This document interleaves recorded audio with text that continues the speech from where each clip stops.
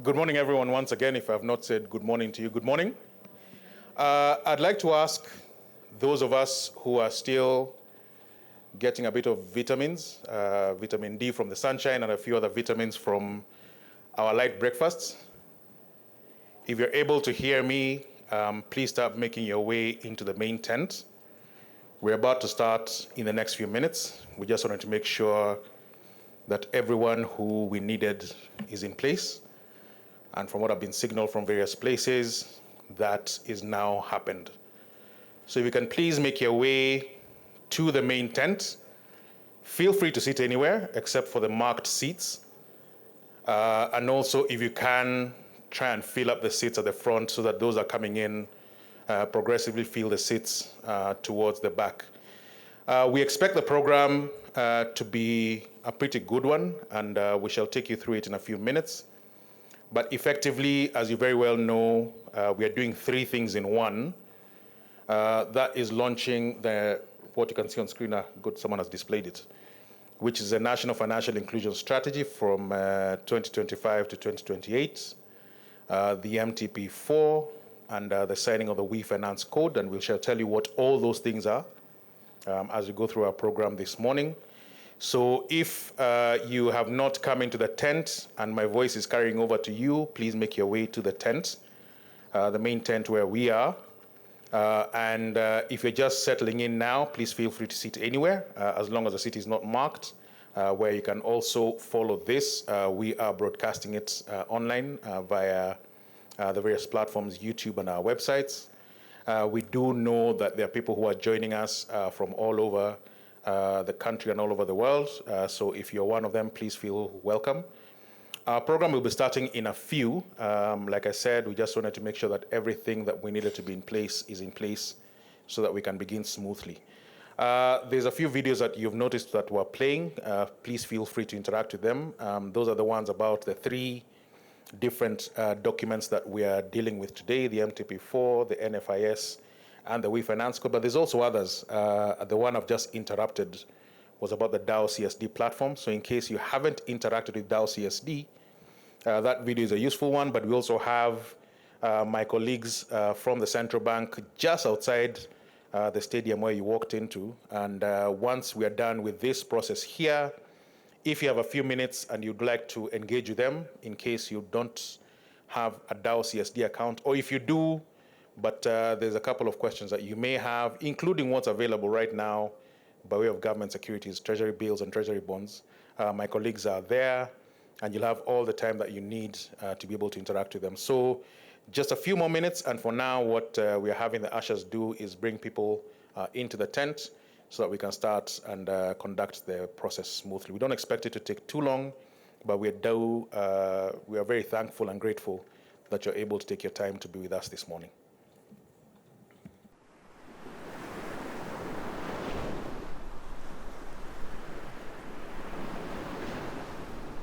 What I love about the DAO CSD system is that it has provided investors from all walks of life with a simple and easy way to invest in government securities. My name is Charlene Patiat, and I'll give you a brief demonstration of this system. To get started, you require a mobile phone, a tablet, a laptop, or any device with an internet connection. For mobile phones, the application is available for download on the app stores. For the other devices, the web application is available on the central bank website. Once you've accessed the portal, the first thing you do is click on the DAO CSD tab. This takes you to the DAO CSD Investor Portal homepage. Once here, you can do two things: create an account for new investors or access an already existing account. Once you click on Create Account, the investor is prompted to provide login details and accept legal terms. Once this is done, the investor is then ready to start registration. Depending on the profile of the investor, whether they are physical persons, legal entities, or signatories, the investor is then required to populate their biodata. These are details such as their names, their registration numbers, residence, nationality, KRA PIN, and so forth. The investor will then be prompted to provide their settlement details, either as an individual, joint account, or legal entity.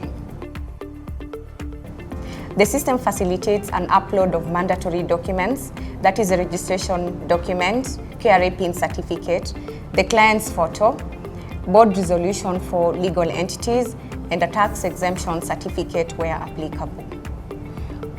The investor's email is then validated, and this completes the process of profile creation for the investor. As part of our KYC processes, the investor's bank is required to confirm the investor's details. And once they approve, a CSD account is automatically created for the investor. The system would then notify the investor that the account has been created. Once your account is opened, you're ready to invest in government securities. This is also a very simple process. Once you click on auctions, the securities on offer for the week are displayed. This could be treasury bills or treasury bonds with different tenors. The investor then selects the security he or she wishes to invest in and invests. The system has other functionalities. For instance, an investor can now access their statements in real time, as well as trade in the secondary market. As the central bank, we are excited and look forward to investors enjoying the benefits of the thorough CSD system.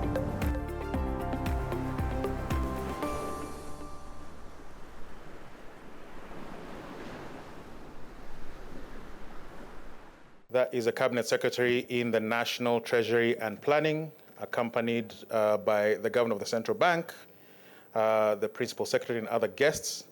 Let's welcome them with a round of applause.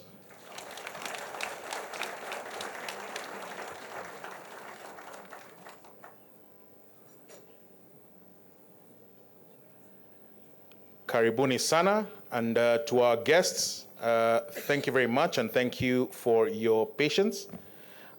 We are here this morning to carry out some rather interesting and important things. And so before we begin, I'll ask all of us to be on our feet. If you're able to, please stand up. And we shall have the national anthem, followed as we usually do by the East African anthem.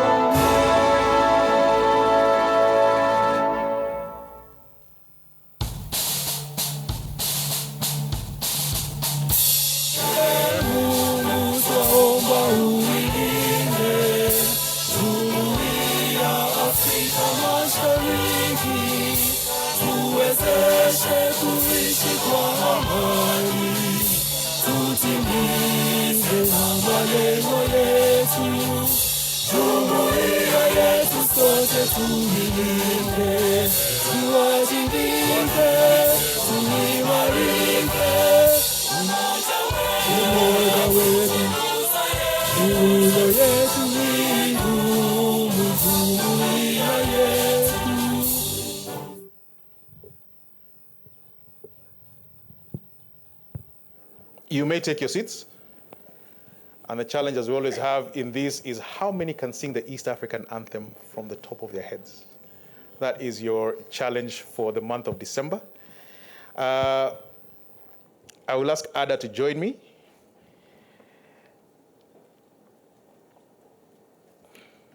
So as we said, we're here this morning to carry out three important functions simultaneously. That is a launch of the National Financial Inclusion Strategy, the MTP for the financial sector, and the We Finance Code. So that's what we will do this morning, a very smooth, very elegant program that we hope we're able to do this in a way that serves the people of Kenya. We are going to carry this out not in more than an hour and a half, 2 hours, and we'll be looking at how to conclude this well. As we said, we are joined by audiences not just here in this room and not just here in this country, but all over the world. We are broadcasting live on the various platforms. So if you're joining us from wherever it is that you are, welcome. If you're in this room, karibuni sana. And we do hope that you're able to help us witness and drive this process forward. Thank you very much, Wallace. As he said, my name is Ada, and in the spirit of financial inclusion, he has decided to include me here. So we would like to invoke the divine blessings and commence our program. So I would like to invite our somebody to take us through the opening prayer, Mr. George Amolo from the Central Bank of Kenya. Please welcome.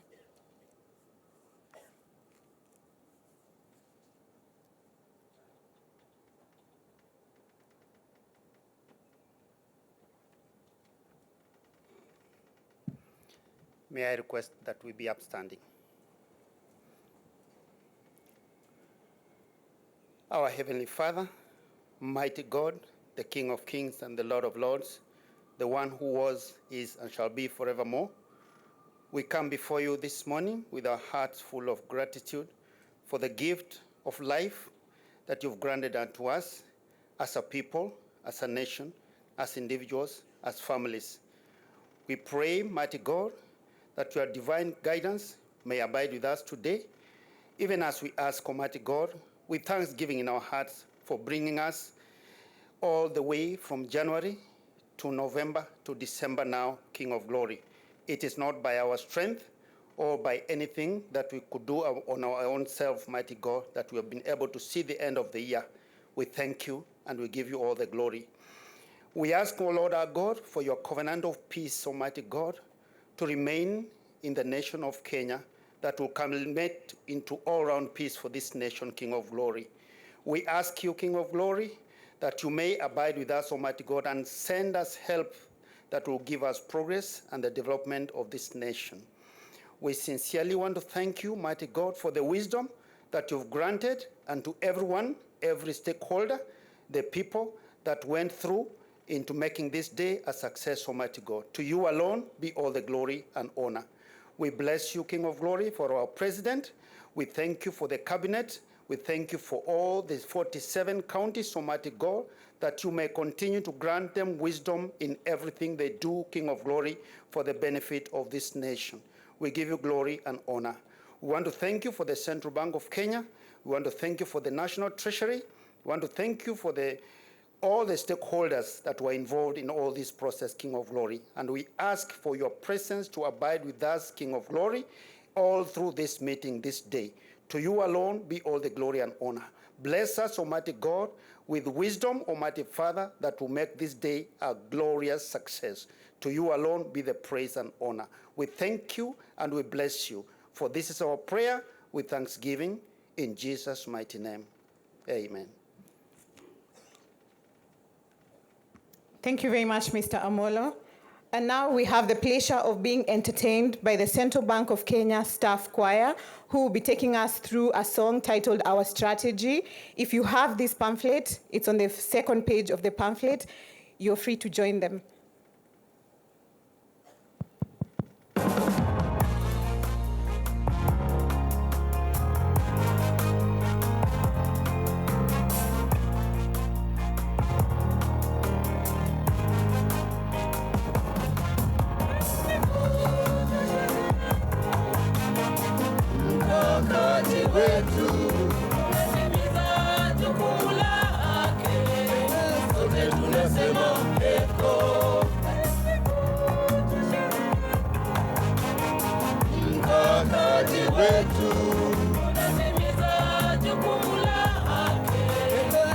Tunasema eko, shangilia tupige nderemo, shangilia tupige vifijo. Benki Kuu tunawapongeza, kakati wetu tunasema heko.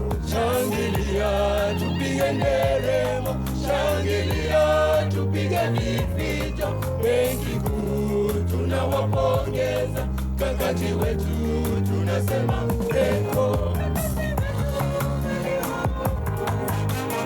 Hapa kwetu nchini Kenya tunaongoza, wengine wafuata, sote tunasema heko.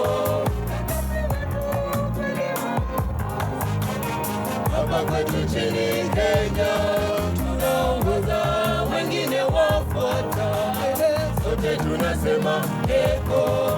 Shangilia tupige nderemo, shangilia tupige vifijo. Benki Kuu tunawapongeza, kakati wetu tunasema heko. Shangilia tupige nderemo, shangilia tupige vifijo. Benki Kuu tunawapongeza, kakati wetu tunasema heko.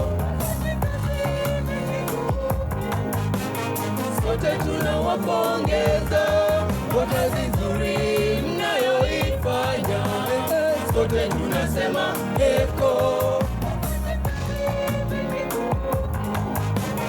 Sote tunawapongeza kwa kazi nzuri mnayoifanya, sote tunasema heko. Shangilia tupige nderemo, shangilia tupige vifijo. Benki Kuu tunawapongeza, kakati wetu tunasema heko. Shangilia tupige nderemo, shangilia tupige vifijo. Benki Kuu tunawapongeza, kakati wetu tunasema heko. Sisi wale tuliostaafu tunawashukuru sana, sisi sote tunawaombea Mungu na wabariki. Sisi wale tuliostaafu tunawashukuru sana, sisi sote tunawaombea Mungu na wabariki. Shangilia tupige nderemo, shangilia tupige vifijo.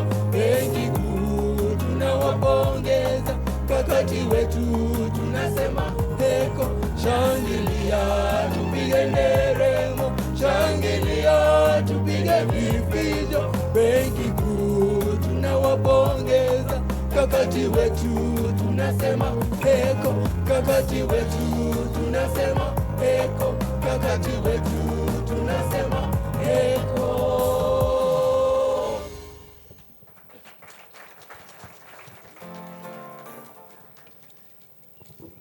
You know, the central bank, our strategy is in a document, it's on the website, and it's in song. So thank you very much to the Central Bank of Kenya Choir. Another round of applause. I think they've been entertaining us not just now, but since we came in. Asanteni sana. It now gives me great honor and pleasure to invite and introduce and welcome the Deputy Governor of the Central Bank of Kenya, Mr. Gerald Nyauma.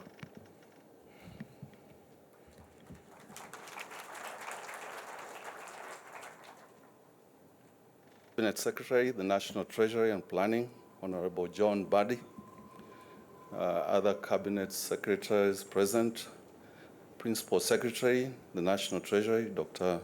Chris Kipto, other Principal Secretaries present, Governor of the Central Bank of Kenya, Dr. Kamau Thuge, Deputy Governor, Central Bank of Kenya, Dr. Susan Koech, members of the CBK Board of Directors, members of the CBK Monetary Policy Committee, CEOs from the Joint Financial Sector Regulatories Forum, CEO FSD Kenya, and CEOs from the private sector bodies, banks, mobile money providers, microfinance institutions, and SACCOs, representatives from the Central Bank of Nigeria and Bank of Tanzania joining us virtually, representatives from ministries, departments, agencies, and development partners, staff of the Central Bank of Kenya, distinguished guests, ladies and gentlemen, including those joining us virtually, good morning.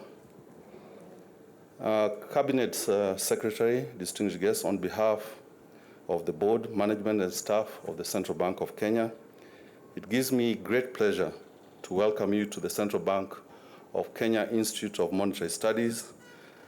We are gathered here today for the simultaneous launch of Kenya's National Financial Inclusion 2025-2028, the MTP 4 Financial Services Sector Plan 2023 to 2027, and the signing of the Women Entrepreneurs Finance Code.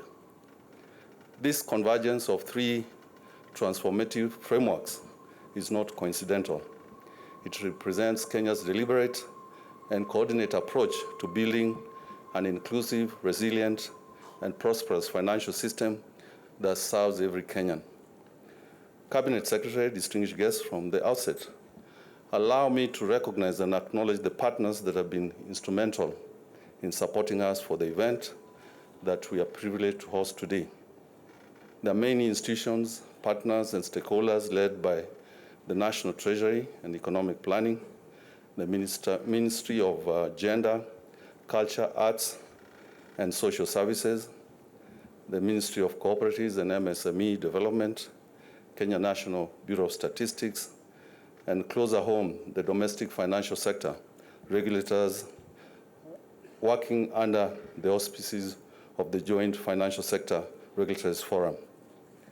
In addition, CBK and our partners have benefited immensely from a wide range of stakeholders, both public, private sector, and development partners, in the journey that has enabled us to finalize the frameworks being unveiled and signed today.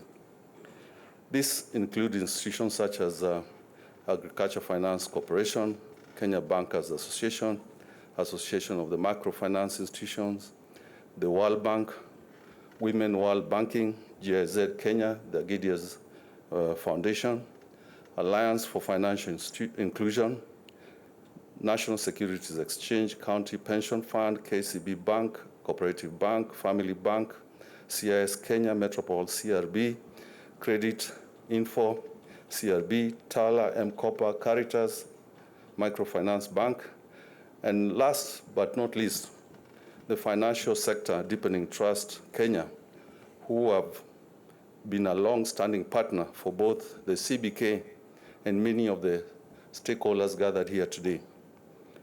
Cabinet Secretary, ladies and gentlemen, there are many other players and stakeholders who have been instrumental in the work we are launching. This makes today's event a true embodiment of the African proverb, if you want to go fast, go alone. If you want to go far, go together. Only through partnership and collaboration will we be able to realize a better and prosperous Kenya in line with the government's transformation agenda. Cabinet Secretary, ladies and gentlemen, as I conclude, allow me to say that for us at the Central Bank, it gives us even more honor to host this event at the CBK IMS. Recently, what was known as the Kenya School of Monetary Studies was renamed to the Central Bank of Kenya Institute of Monetary Studies. CBK IMS is now well positioned to build on its strong foundation, offering best-in-class training and capacity building for the financial sector in Kenya and beyond. Cabinet Secretary, distinguished guests, with these few remarks, it gives me great pleasure to once again welcome you all to the CBK IMS for today's launching and signing events. Karibuni sana, and thank you.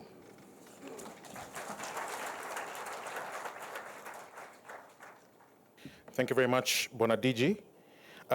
Now, as we said, what we're launching, and as the DG has outlined, is a 3 documents.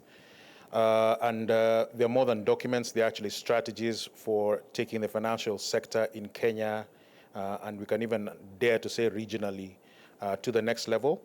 So what we want to do is ask you to have your eyes on the screen. If you're online, we will be displaying it in a few seconds.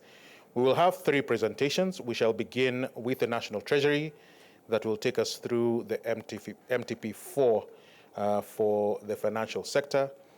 We shall have that presentation done just now. So karibu sana, Bwana Director, who will take us through this, followed by the other two, and we shall introduce them in due course. Karibu. Principal Secretary, National Treasury, Dr. Chris Kipto,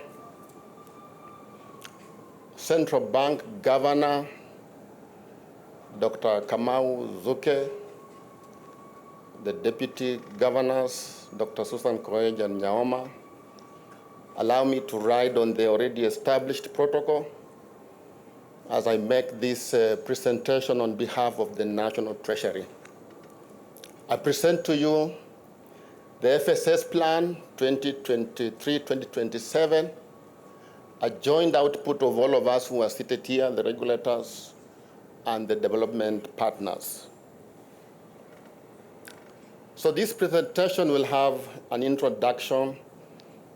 We already have a few achievements. Cabinet Secretary, as we go through this, we've already had some achievements.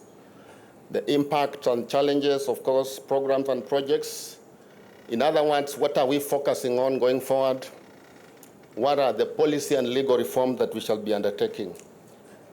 The Financial Sector Service Plan was identified as one of the 8 priority sectors under Vision 2030.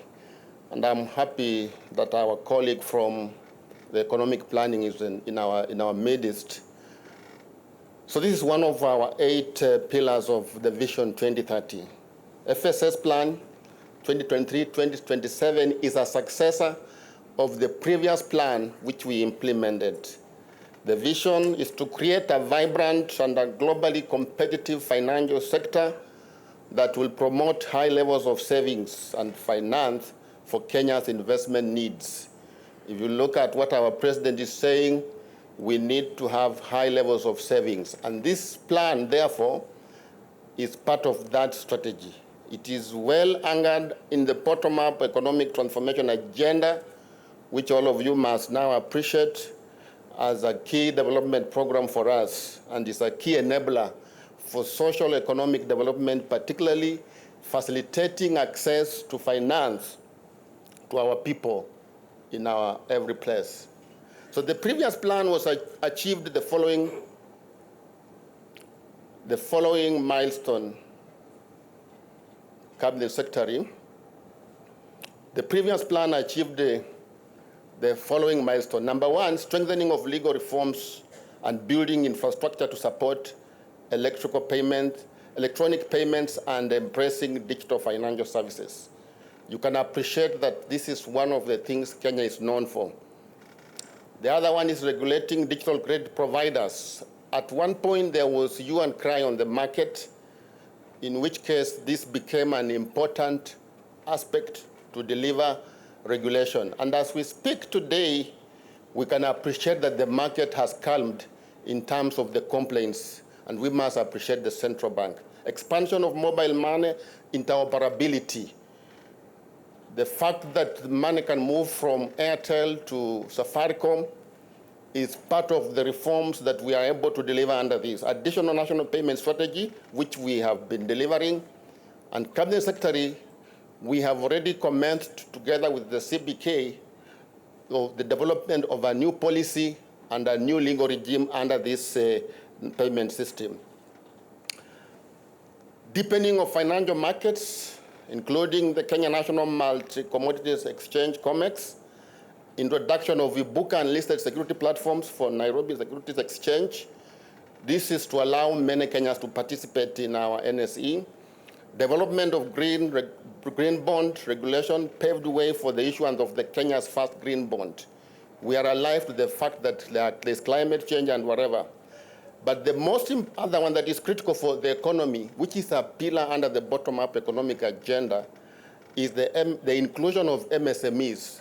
And we are currently working on a guarantee together with you and other stakeholders. I'm happy that I've made some of the banks implementing this, even in this forum. Then establishment of Kenya National Entrepreneur Saving Trust to allow those at the bottom of the economy to have some safety net going forward. Increase of SACCO from Kenya shillings, so 443 billions to 816. So our SACCO is developing and growing. Increase of unclaimed financial assets, and the team is also planning to develop a policy around this area.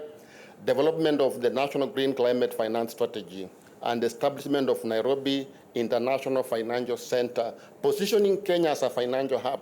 This reform has begun to progress, and we are working on this. Broadening of the financial inclusion. We have also diversification of the financial market, increased stability and trust. For us to use our financial services, there must be stability and trust in our financial services. And then supporting economic growth and resilience. Allow me to move fast and just talk about a few challenges that we have noted, which then are addressed in the current strategy. Financial inclusion gaps by gender and region. And today we'll be signing a code that is important to deliver this. Limited access of affordable finance to MSME youth and women. The informality of our MSMEs, and that's why the PSMSME is part of this. Then we have digital risks and cybersecurity, fraud and data privacy. And then high credit and other financial transaction costs, and then low savings as per when you look at the relative to GDP. The 2023 plan has the following goals: to deepen access to all financial services, including insurance services.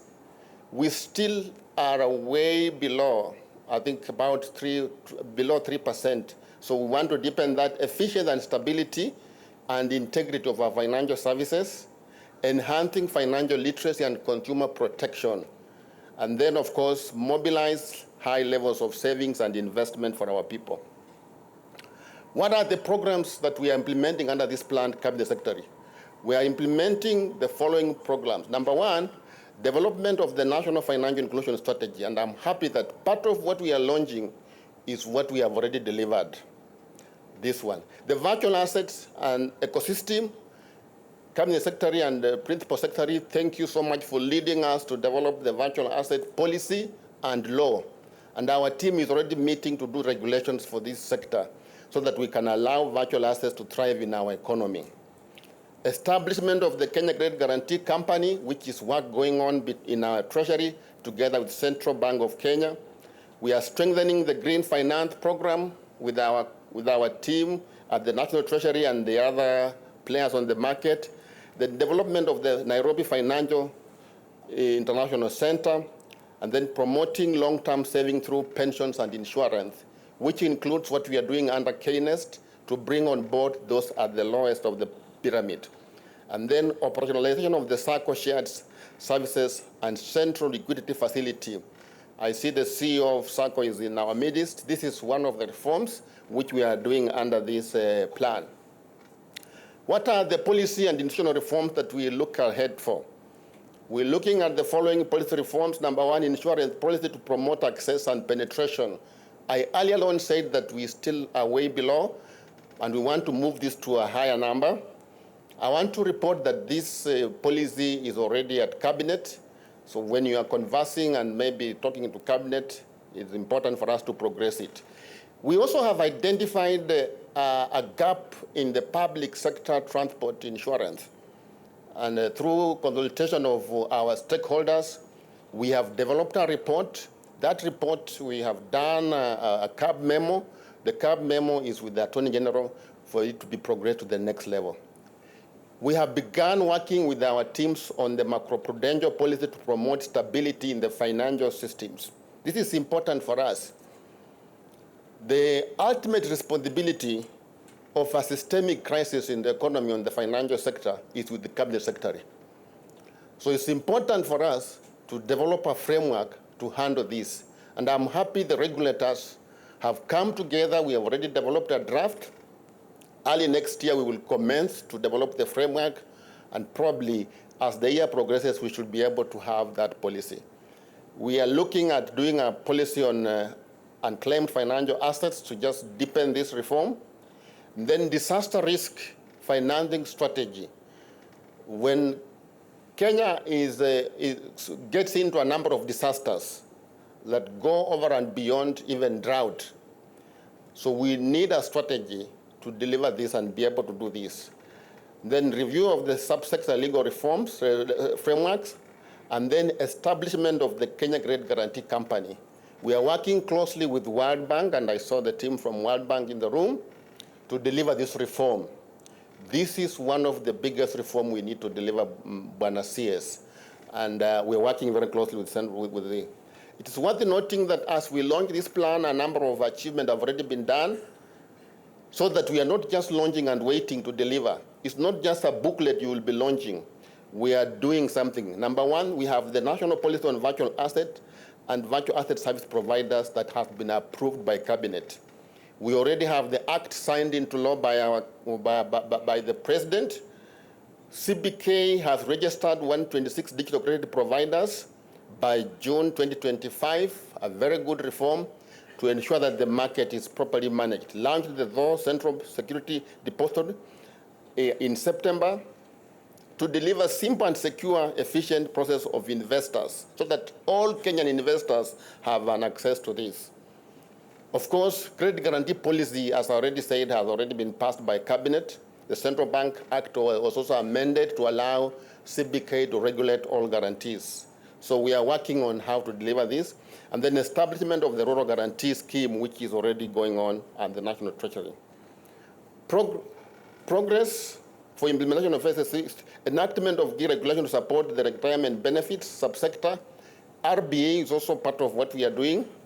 We also have the National Retirement Benefit Policy, which was launched, and you are part of the launch. And then enhancing of the depositor protection through implementation of a risk profile framework. And we're working closely with IRA on this reform. So in conclusion, to foster successful implementation of the plan, TNT together with stakeholders will promote collaboration and partnership. I want to report, Cabinet Secretary, that we have worked very closely with the stakeholders on the market, the regulators. We have a very harmonious working relationship. Even the associations, Kenya Bank Association, we need to mobilize a pool of resources and capabilities. We need to enhance coordination and reduce duplication in the FSS plan. We need to strengthen accountability. We need to facilitate knowledge sharing, and then enhance sustainable intervention to strengthen stakeholder buy-in so that we engage them all along. The other pillar that we will be focusing on is M&E. And we are working together with the regulators. When we were implementing FSS plan number 3, they used to report on a quarterly basis. We will be working together with our team to agree how do they report on progress so that by the time the plan ends, we are able to deliver a report. Allow me to really appreciate yourself, Cabinet Secretary John Mbadi, my PS, Dr. Chris Kiptong, my DG in absentia, Albert Mwenda, colleagues from the National Treasury, together with all the financial sector regulators. We have developed this plan together, and I cannot forget FST Kenya, Tamara Cook, who has been a strong support. This morning, she was sharing with me a picture of my presentation, which I did in 2022 on this aspect, and I was just happy that she could keep such records. So thank you, Cabinet Secretary. This is the plan you'll be launching. There will be booklets that are available to be shared with us, but the most important part is for us to track implementation. So every time you see me doing a memo about one of these items, you should know that it is within this plan and is within the bottom-up economic transformation agenda. Allow me to thank you so much. Thank you, Wallace, and you can proceed. Asanteni sana, Mungu awabariki.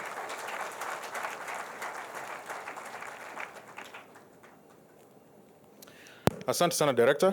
While I move slightly aside for the next presentation to be loaded, just a note that as we launch these 3, we will be sharing them in physical copy, but you're also uploading them in a place where you can take them in soft copy. And also, if you're joining us, not to forget people joining us online, we will be letting you know where this can be taken from.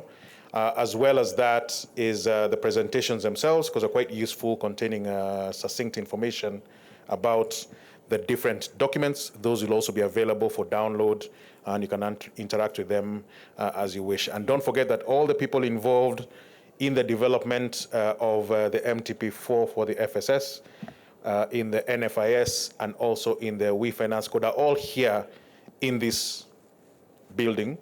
So we are able to interact with them also in case you want further information, seek partnerships, and all the rest. So now I'd like to invite a colleague of mine from the Central Bank of Kenya, Dr. Isaac Mwangi, who has been spending sleepless nights literally coordinating the process of putting the National Financial Inclusion Strategy together. But we want him to give us just a few highlights of that process and what is in the NFIS. Isaac, Dr. Mwangi, karibu.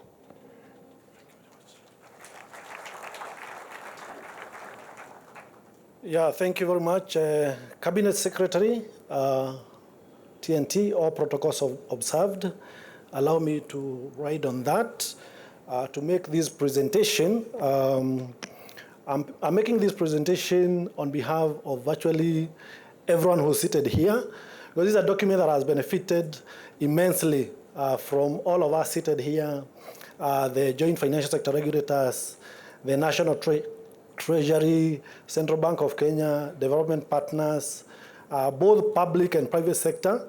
And why I'm saying this is because this was also subjected to public participation, and therefore we have been able to benefit immensely from the feedback. So mine is to just present what the Kenyans' wishes are, and allow me to introduce this subject. It's a journey we started a few years back, and the motivation of this was actually articulated very well same time last year when we were seated launching the National Fin Access Survey.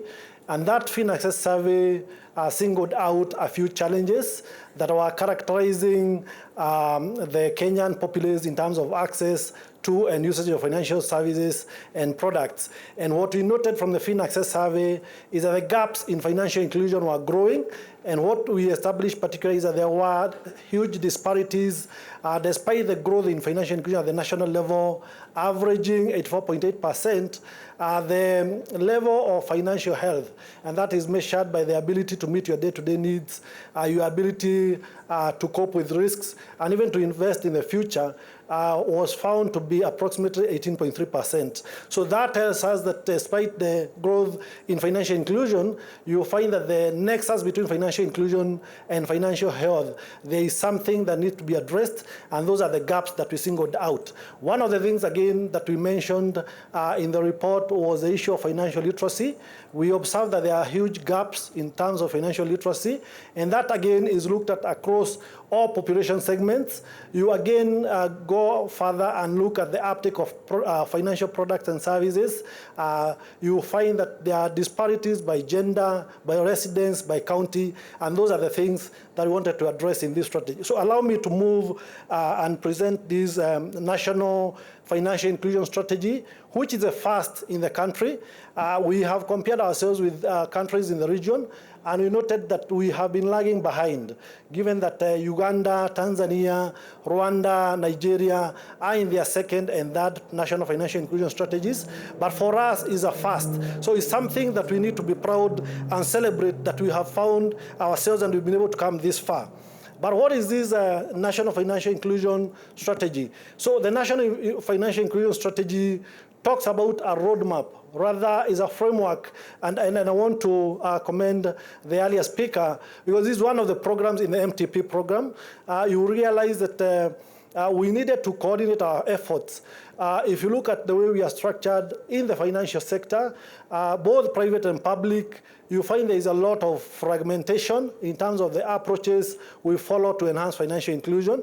You also find in some instances there is duplication of efforts, and that creates inefficiency in the way we address the gaps and the financial exclusion. So ladies and gentlemen, this National Financial Inclusion Strategy allows us a perfect opportunity for us to coordinate our efforts in terms of coming together in order to enhance access to usage, quality, and affordable financial services and products that meet consumer needs and are delivered in a sustainable way so that they can be able to address the gaps. So the vision of this is actually founded on those 4 dimensions of financial inclusion: the dimension of access, the dimension of usage, quality, and impact. And that is the ultimate end, because we are in the last mile of financial inclusion, but you also need to look at the first mile of financial health, which is still at 18.3%.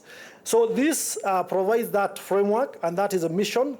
And when we look at this again, we ask ourselves, what do we intend to do at the end of the day? One is to provide a platform, and this will enhance close collaboration, coordination, and cooperation among stakeholders. We also seek to minimize duplication of efforts and ensure that there is efficient utilization of resources in undertaking financial inclusion. Ladies and gentlemen, we also look at the vast innovations that are coming up. We've been told about VASPs, and we also have so many, including the digital credit provision. So there are quite a number of innovations, ladies and gentlemen, that need to be focused in terms of policy, in terms of attention, so that we ensure that we have a focused approach to enhancing financial inclusion.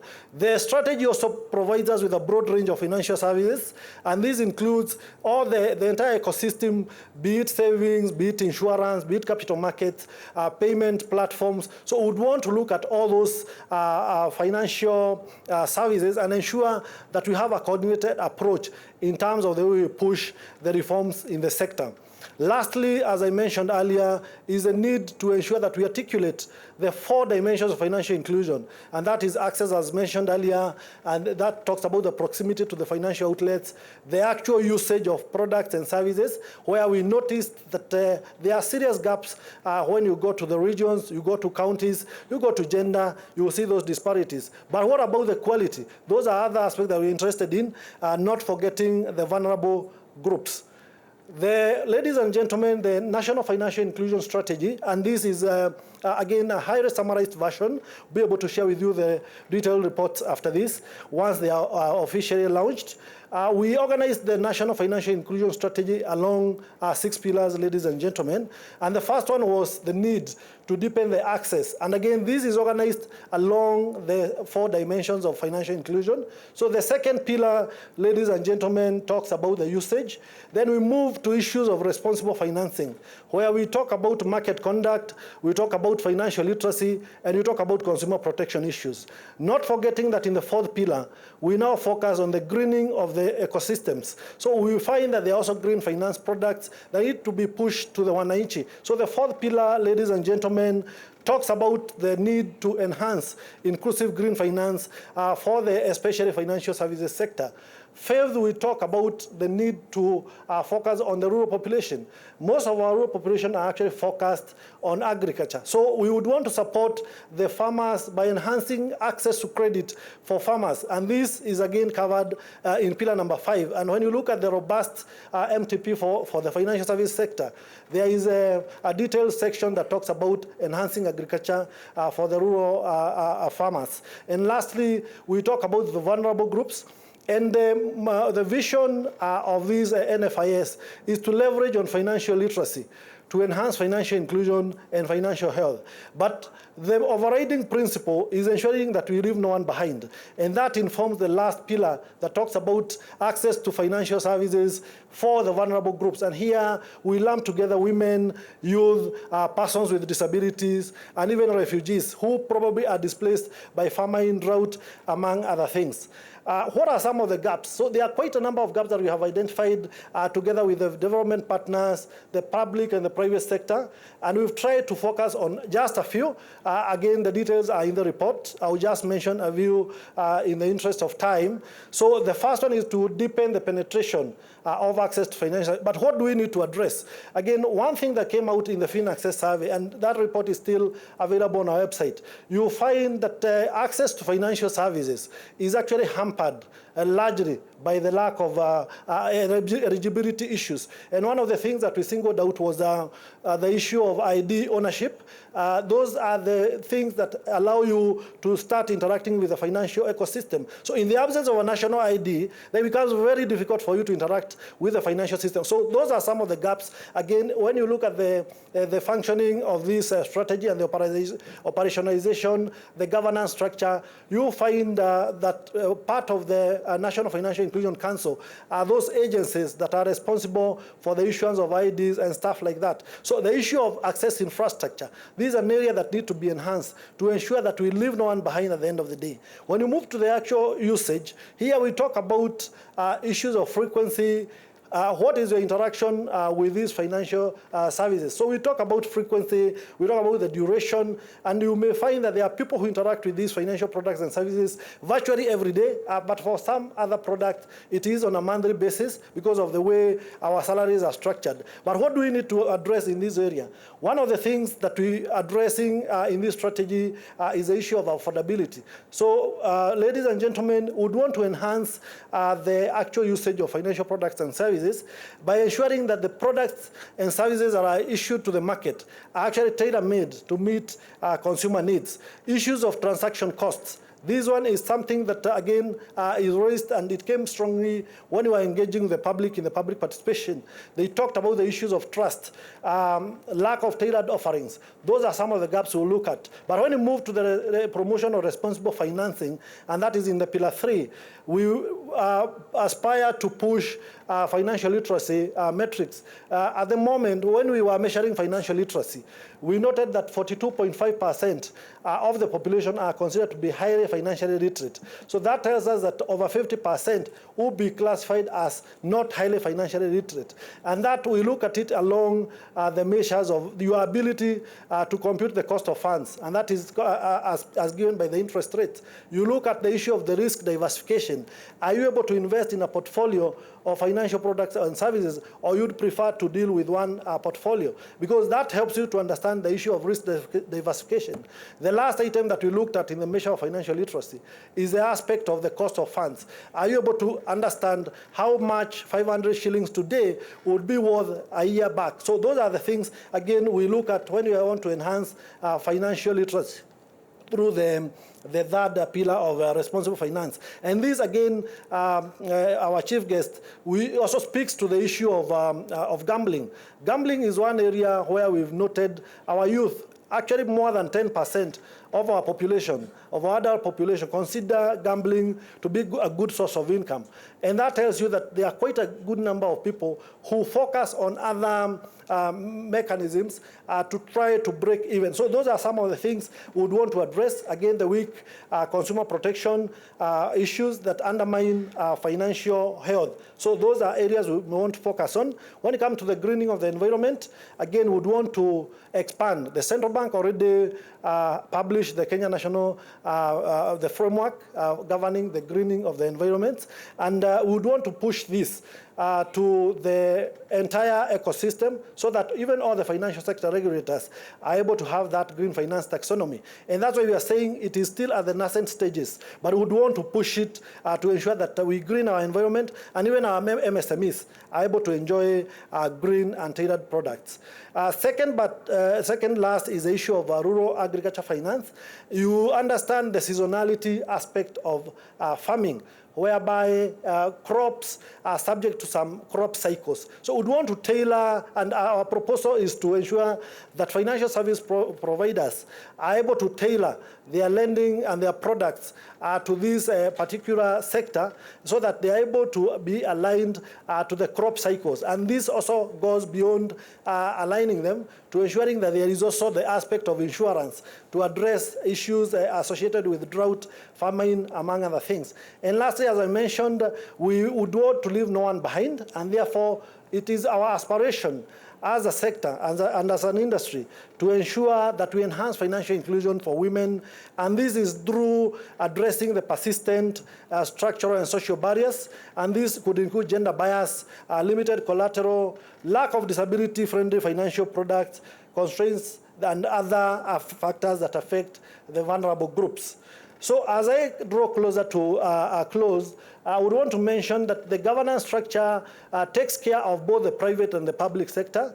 When we'll be rolling this out after the launch, we have proposed a structure that will govern the implementation of these plans, because most importantly is that we have come to the end of the formulation, but now we need to move to the implementation. And therefore, in terms of the governance, we have the National Financial Inclusion Council that will be providing oversight, guidance, and even policy.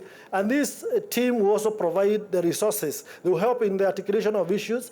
But in terms of the actual implementation, this will be done by the Technical Coordination Committee, which will be, again, overseeing the day-to-day. They will be coordinating the formulation of the proposed ideas. It will provide technical support to the council, which is the apex body. And lastly, it will help in terms of monitoring and evaluation.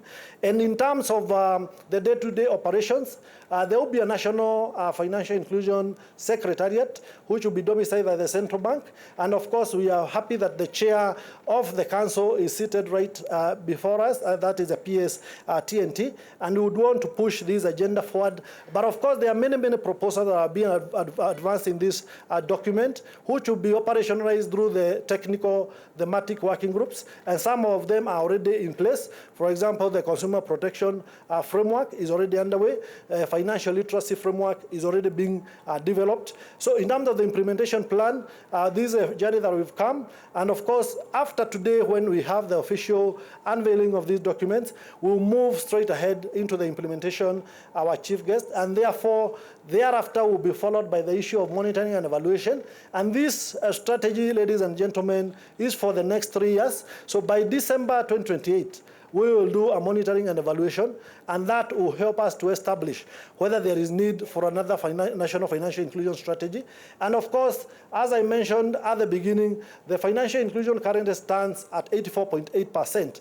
In this strategy, we propose for a universal access to financial services where we leave no one behind. And how we intend to do this, and we will require a lot of support from both the public and the private sector to ensure that there is regular submission of data to help us track progress on the proposals that we have made. And this will require routine data collection.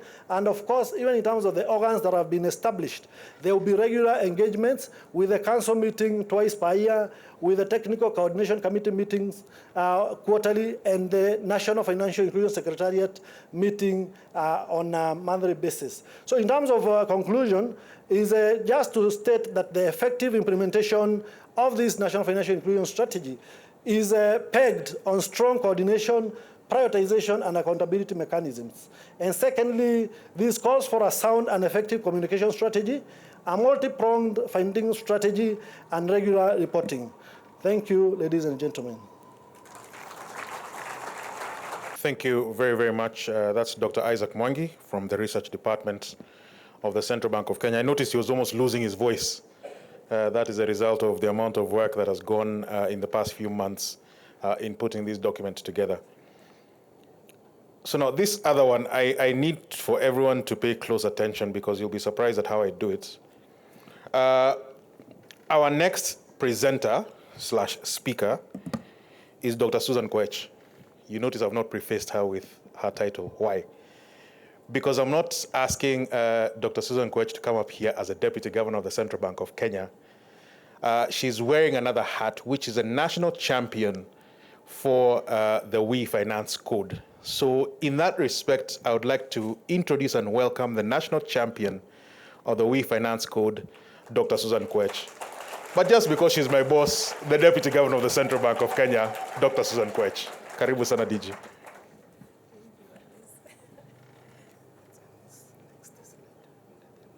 Okay. The Cabinet Secretary for National Treasury and Planning, Honorable John Mbadi, PS National Treasury, Dr. Chris Kipto, PS MSMEs, Susan Mangeni, the Governor of the Central Bank of Kenya, Dr. Kamau Thuke, my colleague DG Gerald Nyaoma. Allow me to ride on the already established protocols and invite you to listen to me as I take you through this presentation. From the onset, let me acknowledge the team behind this presentation who have really worked tirelessly. And I will start with my colleagues in the research department led by Professor Mudida, Chironga, and of course, Isaac Mwangi, who was just speaking before me. They've spent a lot of time bringing together, the other non-state actors who were led by Tamara Cook of FSD Kenya. Thank you so much. So, ladies and gentlemen, we are here because in October 2025, the Governor of the Central Bank of Kenya allowed us, as the CBK, to be the national coordinator of the We Finance Code, and we truly want to appreciate him for that. And out of that, we are now going to bring a framework that will allow the players and many players who are here today to sign the code. And why are we going to sign the We Finance Code, especially as a country? The first thing is, which has been shown through research, is that the financial sector is missing out on women entrepreneurs. And that, out of research, studies, surveys that have been done, that there is a growing evidence of the business case for financing women MSMEs. And the next indicators, which I'm going to take you through, these are not my words or my colleagues' words. This is out of research. Out of research, it has been found that on profitability, that companies with more women in leadership roles were 21% more likely to outperform their counterparts in terms of profitability. And also that for 5 consecutive years, the average NPLs for loans to women MSMEs have been lower than total SME portfolio, and that is a survey that was done by IFC. On innovation, the Harvard Business Reviews tell us that companies with women in leadership roles were more likely to introduce new products and services. While the Credit Suisse are telling us that when you look at the risk profile, that companies with women on their boards demonstrated better risk management practices, leading to lower volatility in stock performance. Ladies and gentlemen, in terms of management, EIB Finance in Africa, they tell us that well-managed enterprises with sound management practices, such as setting performance indicators and monitoring them, are more likely to be led by women. However, women entrepreneurs face systemic barriers to growth.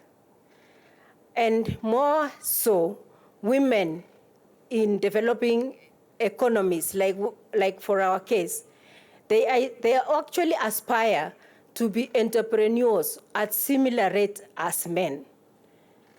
But they usually face significant barriers.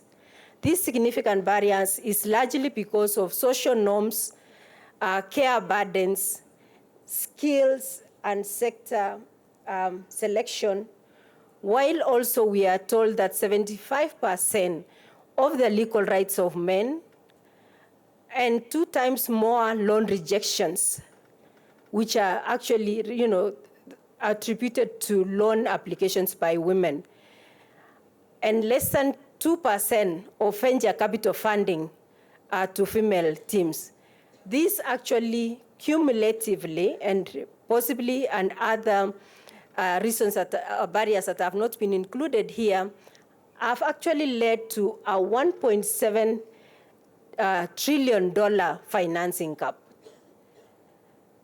And because of those barriers, this has actually set limits and made more women MSMEs not to realize their potential. We see then that only 25% of fewer women will start businesses than men, while 36% gap in growth expectation between men and women entrepreneurs actually becomes also another issue that is leading to women not meeting their full potential. Overall, $5.6 trillion is lost in value addition globally, while $1.7 trillion is lost as an opportunity, revenue opportunity lost by the financial services providers. And so, why the We Finance Code? The We Finance Code provides a multi-stakeholder initiative to expand the number and type of institutions around the world working to close the finance gaps for women entrepreneurs. And so what does the code entail? There are three things that we look at in the code. The first thing we look at is leadership, because once we have signed the code, then we are engaging other financial sector leaders so that together we can be able now to come up and bring those organizations, then we come up with the strategies to support women entrepreneurs. The second thing is on the data, because the systematizing the collection and analyzing and use of supply-side data on financing of women-led enterprises at the country level and globally. It gives us that opportunity to have the right data. And then lastly, it also gives us an opportunity to catalyze new financial and non-financial mechanisms to meet the needs of women MSMEs and mobilize capital, improving standards, policies, and regulations to address data gaps and financing constraints. What are the characteristics of the code? One, it is the commitment to roll out the We Finance Code nationally, which we already did, and we are going to strengthen it today, and then adapting it to the local context while retaining key minimum guidelines, because we need to understand that our context will not be the same, for instance, with the context of Ecuador or Nigeria for that matter, because I know Nigeria were among the first countries in Africa to sign the code. Secondly, is we are going to also have governance through a national coalition that oversees local adoption of the code and ensures accountability. Thirdly, we will have designated coordinator to oversee local code implementation and interface with and report to the global code, because we need to have that kind of structure. And actually, as the Central Bank of Kenya, for us to be there, then we are able to work with the state and non-state actors and represent the country at the global scene. And then finally, it also gives us an opportunity to have a mechanism to aggregate data with integrity and in a format that will facilitate mainstreaming over time and can be reported globally. It actually will entail us having specific data sets, and also having to come up with a kind of reporting template that then will enable us to do proper monitoring and evaluation, because we realize that most financial institutions, for instance, they have so many women, I would say that products that are designed for women MSMEs. But sometimes what we've not been able to see is the traction, because then we have so many other development partners who will want to support, and they're actually represented even in this forum today. But if we have the national now coalition, then we can be able to track, we can be able to know where were we when we signed the code as Kenya. And then where are we supposed to be in the next 1 year, in the next 2 years, and how has it been impactful in terms of, how many more women-led enterprises are financially included. And just to add on what I've said, then the benefits of the We Finance Code will enable us to strengthen collection and also quality and usage of women MSME data. It will also enable us to deepen FSP's capabilities to serve the women MSME market. It will enable us to rally national ecosystem around unified cause of supporting women MSMEs. And finally, it will position Kenya and its WFI policy as best practice globally. Because what we will want to do is to position our country in a situation where we also have others learning from us. So what we are doing today will actually be used by others, those who have not been able to sign the code. And as we know, especially for Kenya, we usually will lead other countries within the region. And I'll even give the example of like what we've done at the Central Bank of Kenya, especially on our monetary policy reforms.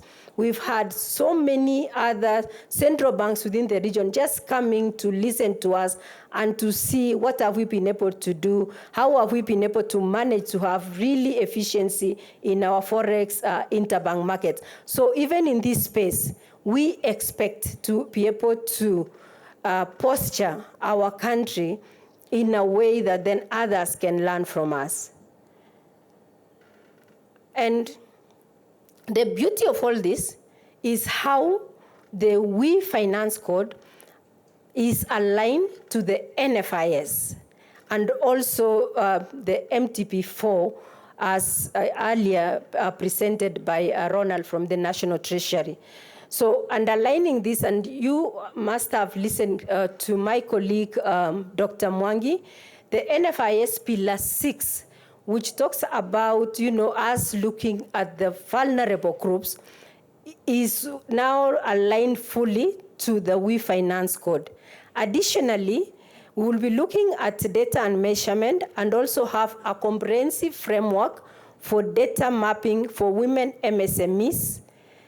We'll also be able to look at governance and advocacy so that we have a multi-layered governance structure with the CBK as the national champion and as the national coordinator. And on communication and engagement, we're going to have a strategic communication framework with key messages, stakeholder engagement plans, and preliminary outreach strategies. While finally, on product development and capacity building, we're going to identify demand-side barriers to product uptake and a roadmap for inclusive product design and capacity building initiatives. And for us to be able to achieve all this, it will then be on how we work closely with all the players within the financial ecosystem, working also with the joint financial sector regulators, all KBA and all the banks, SACCOs, all of them, and the non-state actors, then we can be able to achieve this. This is the roadmap, and as I said, we started by signing the letter of intent in October, and today, of course, is a big day for us. That's why we are all here. And then continuously, there are things that we are going to do, like onboarding signatories. We'll continue to do that.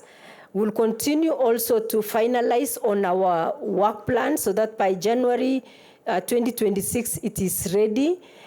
And that we will then have our secretariat in place. We also need to make sure by then we have the work plan to be in place.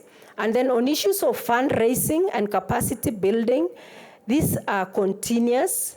And we have already identified the key players.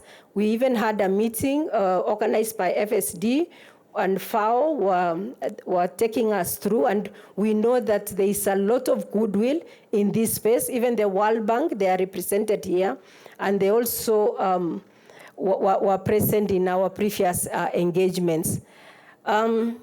Finally, and which is very important, is for us to be able to make sure there is proper monitoring and evaluation, because that is where the rubber meets the road.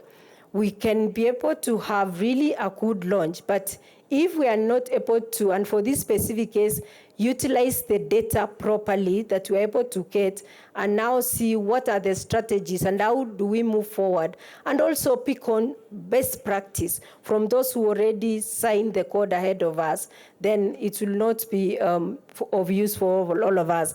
But given the commitment that we have from the Central Bank of Kenya, through the governor having signed the intent, and the team that we have at the CBK and working closely with FSD Kenya, I'm confident that we are going to really make it better for the women MSMEs in our country. Thank you so much.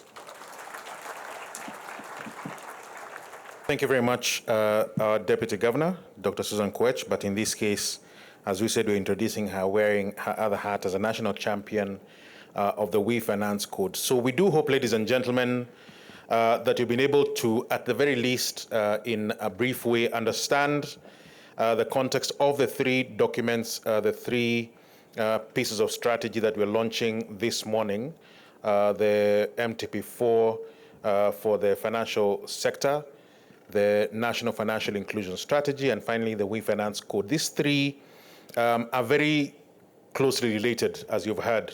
They each sort of in each other's territory. And what we are hoping is that through this process that we're doing today, and as we then come to the implementation of it, and I think we have seen from all three the implementation strategy more or less that is expected, it will call on, I think, almost everyone in this room and the people who are watching and listening elsewhere to participate in it, because if we are successful, which we will be, it will mean a transformation from every single step of where we are as a country in this financial journey. One of the more exciting things for me, people like us who have young children, is getting them involved in the financial literacy journey. I think that is something that is becoming much more useful in terms of where we are taking the next generation of Kenyans.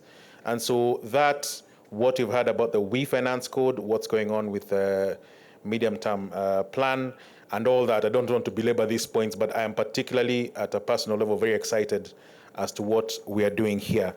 So those were the presentations that were going into a lot of the detail of what is happening this morning and why we are here. But from this point forward, I would like to invite a number of people to address us.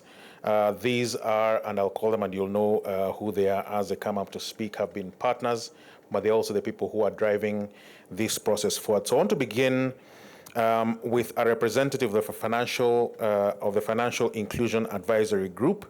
This is Isfandia Zaman Khan, who's a lead financial sector specialist from the World Bank, which has been a crucial partner. I think we've heard them mention, the World Bank, that is mentioned in all three presentations, and you'll hear them being mentioned as we go on.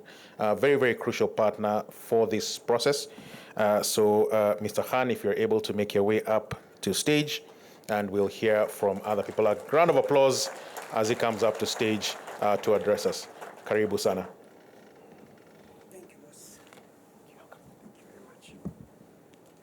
First of all, thank you very much, and all protocols observed.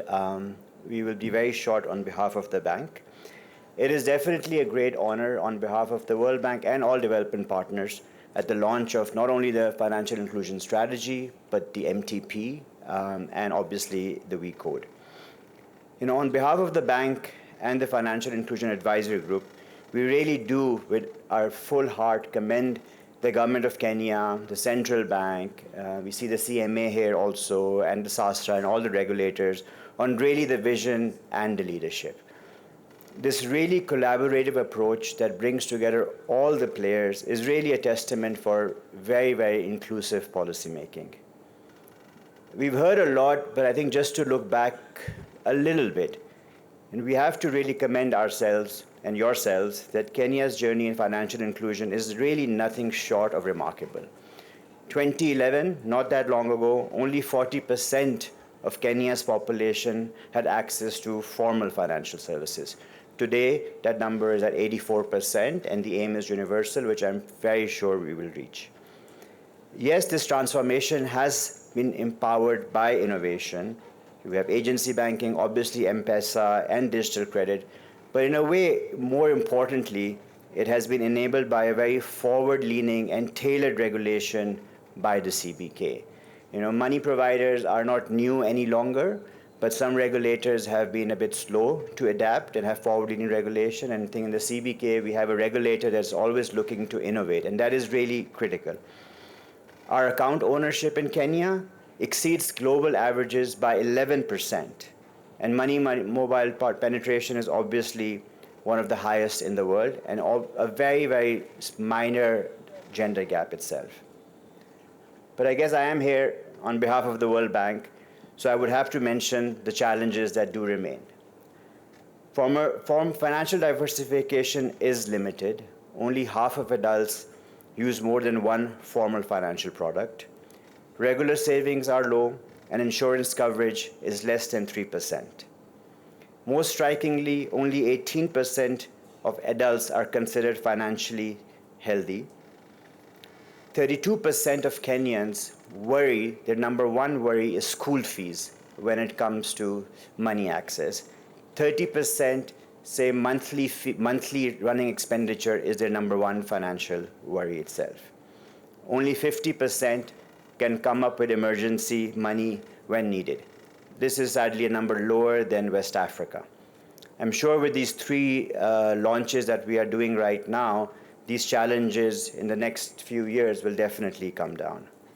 The World Bank did a recently economic update, which gives us a very strong room for optimism.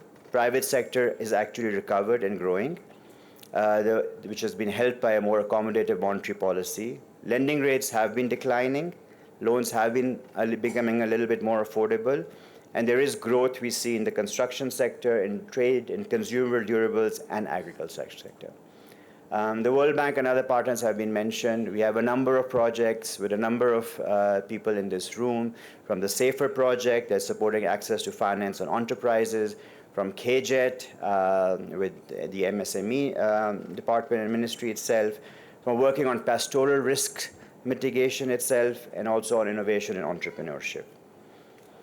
Looking ahead and just ending with that, we do refine the World Bank's and development partners' commitment to supporting this code in any way, shape, or form. From our side, when we had first heard that Kenya was interested in WeCode, we had asked the WeCode Secretariat, what does it actually mean in terms of financing support? So I'm glad to see the slide that DG Susan did on capacity enhancement and Secretariat financing. And I think you can count on the World Bank to be your ally to get the financing needed, because that was the first question we asked. All right, thank you. We do have the aim really is Kenya has an opportunity to harness our collective expertise of everybody in the room and the partners. And really from the World Bank side, we would really want Kenya to be the best in class in a number of things. And Kenya is already best in class in a number of more, but we really feel it can be really the star power across the things that you can mention itself. Kenya has the opportunity to make financial inclusion a reality for everyone, Jiku, regardless of age, regardless of gender, regardless of location. And we look forward to maybe coming back in a few years and having these numbers exceeded all expectations. So from the behalf of the World Bank and development partners, thank you a lot. Thank you.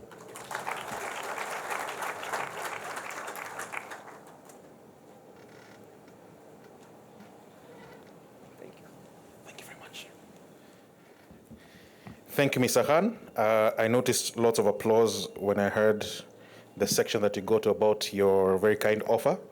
So I think it's worth it to applaud not just that, but him again. So please, a round of applause for Mr. Khan. And as he says, and as we introduced him, he's not just here in his capacity as a World Bank, but he's speaking on behalf of the Financial Inclusion Advisory Group, which I think Dr. Isaac Mwangi put into context where it fits into all this.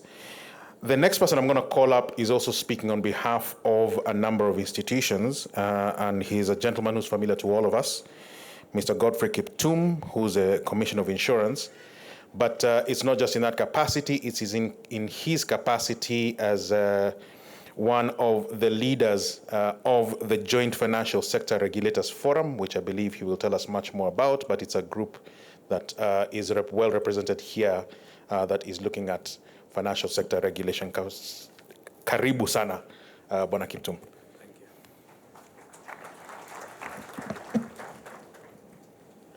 Honorable John Mbadi, Cabinet Secretary for the National Treasury, Dr. Chris Kipto, PS National Treasury, Dr. Kamau Thuge, Governor Central Bank, Dr. Susan Koech, Gerald Nyaoma, Deputy Governors of the Central Bank.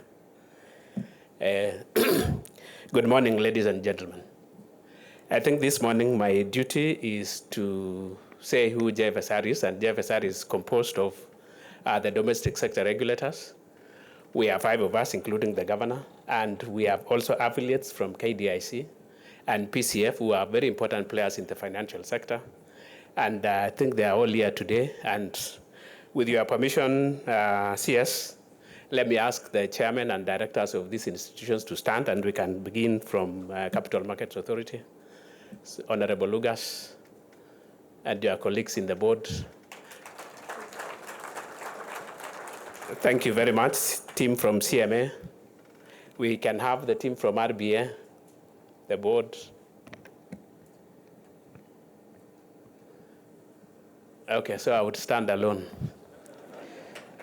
So we can have the team from IRA, the directors, yes, they are behind. Thank you very much. The board of SASRA. Thank you very much, Sandaji, CEO. KDIC. Thank you very much, CEO. PCF, if they are represented. Okay, thank you very much. I can see you at the back. Thank you very much. CS, that is the team that makes up the domestic financial regulators, of course, including the central bank. And I'm sure the governor and his team will introduce themselves at the right time. I also want to just make a few remarks, CS, in terms of financial inclusion. I think this is a journey that the domestic regulators have been involved in for many years. We have worked together with KICD to make sure that we have a curriculum that supports education in the financial services in this country. And that program was launched a while back, and it is running in our schools as part of the curriculum. But the financial inclusion strategy that is being launched today, CS, is something that these regulators have worked on for a while, and the key goal is to get everybody involved and to include every member of society in this financial sector so that we can grow together as a country. And I also want to applaud the launch of the We Code today that will also promote the other part of us so that we together as a country can build our economy together. And the objective, CS, of this inclusion is, of course, to get affordable services in the financial sector, make sure that there is access, and also get quality and services that we desire and that will serve us so that we do not have things that we do not need. And finally, of course, as we were taken through by the presenter from Central Bank, is to promote consumer protection. And you know this consumer protection is a problem, especially where people lack knowledge. And the Bible says our people lack for perish of knowledge. So we want to make sure that everybody is knowledgeable and they can be able to use those financial services as is required.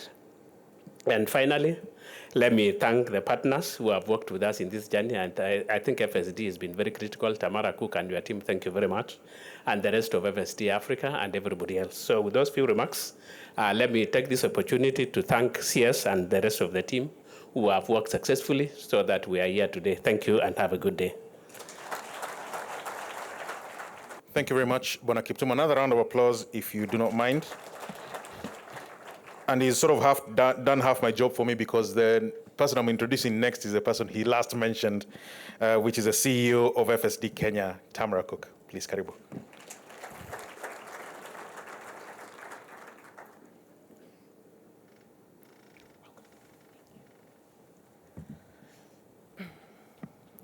Allow me to stand on the shoulders of those who've spoken before me, all protocols observed.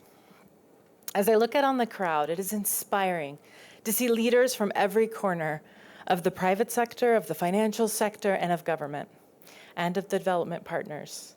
It's not a surprise to see the financial sector regulators, as we've just heard about, but we also have the State Department of Gender and of the State Department of MSMEs and all other related parts of government that know that financial inclusion can enable the development priorities of Kenya. The mosaic of participation here is a reflection of the process that brought us to where we are today in launching these 3 initiatives. FSD Kenya has had the privilege to participate in these stakeholder discussions, which have spanned years. Director has already mentioned that we were together in 2022 as we were thinking about what were the needs for the financial services sector in the next medium-term plan. He asked us, what is the transformational agenda that we are going to develop as financial services sector players? And how will those help us achieve Kenya's development goals? I remember a similar gathering right here at this facility, over by the pool, where the Deputy Governor launched the formal process of developing the National Financial Inclusion Strategy. At that event, we also heard from the joint financial sector regulators. This is not a CBK initiative. This is across the entire financial services sector. And I think that the recent launch of the FinAccess reports of each of the financial services regulators is a great testament to the value and importance of demand-side data in shaping policies such as the ones we're launching today. Another example of this is that the work that's been done on the county-level financial literacy trainings, and I was pleased to be able to join one of those trainings in Nyeri recently, where we're training trainers to go out and train to help people better understand what their options are in terms of financial literacy. The Women Entrepreneurs Finance Code is a global initiative, but it is connected with the passion that already existed in Kenya. Because I'm standing here, I would like to direct your attention to this woman here. Her name is Rehema. I met her in Vanga. She was part of a research project that we were doing on small firms. She is one of the savviest businesswomen I've ever met. She lacked access to finance, even though she had a thriving business. She was even a financial services provider. She provided credit to those who were buying fish from her. She was a sardine processor. And she also provided credit to the fishers who she was buying fish from when they were a bit short and she had some money and she could buy in advance. Very savvy. There's no bank branch in Vanga. There's only one bank agent in Vanga, and it's only open during school fees times. She is an example of how we can unlock more jobs and economic opportunity for women entrepreneurs through the initiatives that we're talking about today. She's not just a beautiful smiling face. She is a picture of what we are all hoping for the future. So the champion did an excellent job of promoting the Women Entrepreneurs Finance Code, and I would like to personally invite more of you to join in the signing of this initiative, because it is important that collective action is going to be the key to our success in this. In many countries, NFIS, the National Financial Inclusion Strategies they launch, or maybe even the Women Entrepreneurs Finance Code, are niche. They're maybe something that is more for the social sector. But in Kenya, I would like to applaud the leadership at the highest levels of the Kenyan government to bring these 3 initiatives together. They are mutually reinforcing. They mention each other. And it's showing us that financial inclusion is a core priority of the government of Kenya, that women are a core priority of the government of Kenya. But this may be our first national financial inclusion strategy in Kenya, but the reality is that since Vision 2030 was launched, every single medium-term plan included access to finance and the impact of that finance for enabling and unlocking economic development in Kenya. So we've had an NFIS. It was just embedded within these medium-term plans. Today is an effort to blow out and expand and enhance that commitment to financial inclusion. Sorry, lost my place. Kenya is not only recognized as a leader globally in financial inclusion, but it was also one of the first countries to start measuring financial health. Several speakers have already mentioned that significant gap between high financial inclusion in Kenya and low financial health. The tagline of the NFIS perhaps captures so much of our hopes for Kenya and what all of these three initiatives are hoping to build on the progress that's already been made. You've seen that tagline, but allow me to spell it out a little bit more. So it starts with leveraging digital transformation. For those of you who know me, you know I like to use numbers in everything I talk about. And so I'm going to tell you how many times the word digital was mentioned in the NFIS. It was 162 times. Digital is the building block that we have in Kenya that has enabled access to finance and innovation on that access to more financial solutions for more people. When we read the next line, it's so leveraging financial literacy. That appears 89 times in the National Financial Inclusion Strategy. But it's not just about informing people about finance, it's also giving them the tools to make good decisions about whether what the solution that's in front of them is affordable.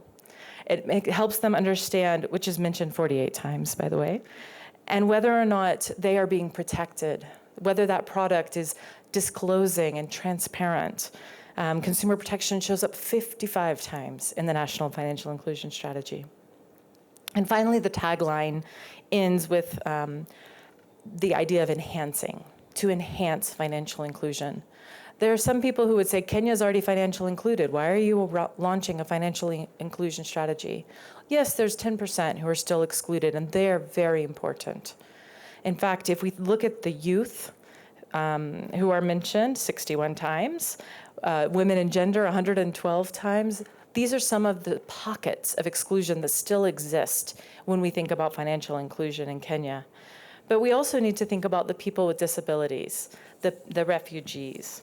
And so with people with disabilities, it shows up almost 50 times. And I would like to thank the Central Bank of Kenya for having sign language interpretation at this event, so that those of you who can hear what I'm saying, but we can all understand what we're trying to launch here today. And being intentional about that is really important. The Kenya Bankers Association showed incredible leadership in helping provide tools for bankers to be able to reach hearing impaired staff through the Deaf Elimu project, for example, and I hope to see many more initiatives like that. I'm also thinking of Safaricom's Braille Watch. A friend of mine uses that, and it provides such privacy when she receives an M-Pesa transaction, because she doesn't have to hear it, and everybody around her doesn't have to hear it. She can receive it that way. And finally, I'd like to go with the very last line of the tagline, which is to enhance financial health. Financial health is three things: managing day-to-day, dealing with risk, and investing in the future. In Kenya, according to FinAccess, 39% of people said that they had slept hungry in the last month. That is not acceptable. That is not being able to deal day-to-day. And so what are the financial tools that we can provide with people so that they and their children are not sleeping hungry? When we think about dealing with shocks or dealing with risks, we think of the farmers who are dealing with a drought or a flood that is impacting their ability to earn money for their family and feed their families. And it's great to see the references to climate and environment, which are reality on the ground, for not only for farmers, but for so many entrepreneurs and so many families across Kenya. And we need to be more resilient. It's great to see the NFIS and MTP emphasizing green finance. And finally, how do we invest in the future? You know, some of you may know that I was first a loan officer here in Kenya. And the very first loan that I recommended to the credit committee was of a woman on River Road who was selling some dresses. And she wanted to grow her business. But nobody would lend her money because she didn't have collateral. And so how do we provide tools that look at alternative sources of collateral, other ways of enabling women like her to be able to invest in their futures, not just for themselves, but for their families and for their communities? As we think about the tagline of the medium-term plan, it looks at trying to understand a vibrant financial sector that will enhance savings, that will enable Kenya to invest in what Kenya needs. Financial health is a way that everyone can have an increase in savings so that they can deal with these risks, and that will help us achieve that top line agenda for the medium-term plan. So as I close, I will speak in the context of my next role, and I hope many of you will be able to meet Rashmi, who's our incoming CEO. Her Majesty Queen Maxima of the Netherlands, in her role as the United Nations Secretary General Special Advocate, has been deeply engaged in the Kenyan financial sector and the evolution across the public and the private sector for many years. Her impactful visit here in 2023 and her global leadership in promoting financial health drew me to my next role as her incoming director of her office at the UN next month. This will be an opportunity, thank you. This will be an opportunity to help bring what we are learning here in Kenya, what we've heard about all morning, to a global platform. I'm deeply, deeply sad to leave Kenya, but I guarantee that Kenya will not leave my heart. So now, it is my honor to read an official quote from Her Majesty that you can also find on page 16 of the National Financial Inclusion Strategy when you get your copy. Kenya's new financial inclusion strategy marks a major milestone, not only in expanding access, but ensuring that financial services truly improve people's lives. By placing financial health at its core, the strategy recognizes that inclusion is not just about having an account, but about resilience, opportunity, and confidence for every Kenyan. I commend the Central Bank, the National Treasury, and all partners for this leadership, which will serve as an inspiration for countries across the region and beyond. This is from Her Majesty Queen Maxima of the Netherlands, the United Nations Secretary General's Special Advocate for Financial Health. Asanteni sana.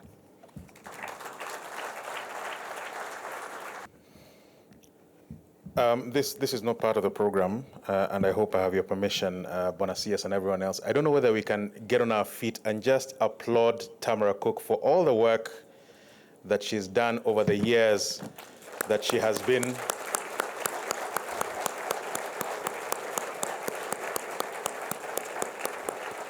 Thank you. You may take your seats. I'm not sure there's a single institution represented here that has not interacted, engaged with, been a part of FSD Kenya, and particularly Tamara. And I remember when we were doing the FinAccess survey launch, and I think most of us tend to get involved in that. One of our presentations, and I think it's one of your favorite ones, the ones you display pictures from Taita. Is it Taita? Well, Taita Taveta. And what's going on there, what's happening with the entrepreneurs on the ground, especially women entrepreneurs. And so the issue of financial inclusion is not just theory. It's actually what is happening, as we say in Kenya, kwa ground. The one thing I know for a fact is that everyone who leaves Kenya and is sad about it, and we did see your emotion, is always back. And so we know we're letting you go kwa muda mfupi. You shall be back very, very soon, and we shall welcome you when you come back. But for now, thank you so very much. And also for the message from Her Majesty the Queen received. And I think you can send word back that it is very well received and very well appreciated. Next, a lot of people here are wearing multiple hats, as is the next honorable speaker. So we know him in his other capacity, and we've recognized him as such. But I want to introduce Dr. Chris Kiptoo in his capacity as a chairman of the National Financial Inclusion Council, but we also know him as our principal secretary in the National Treasury. Karibu sana, Dr. Kiptoo.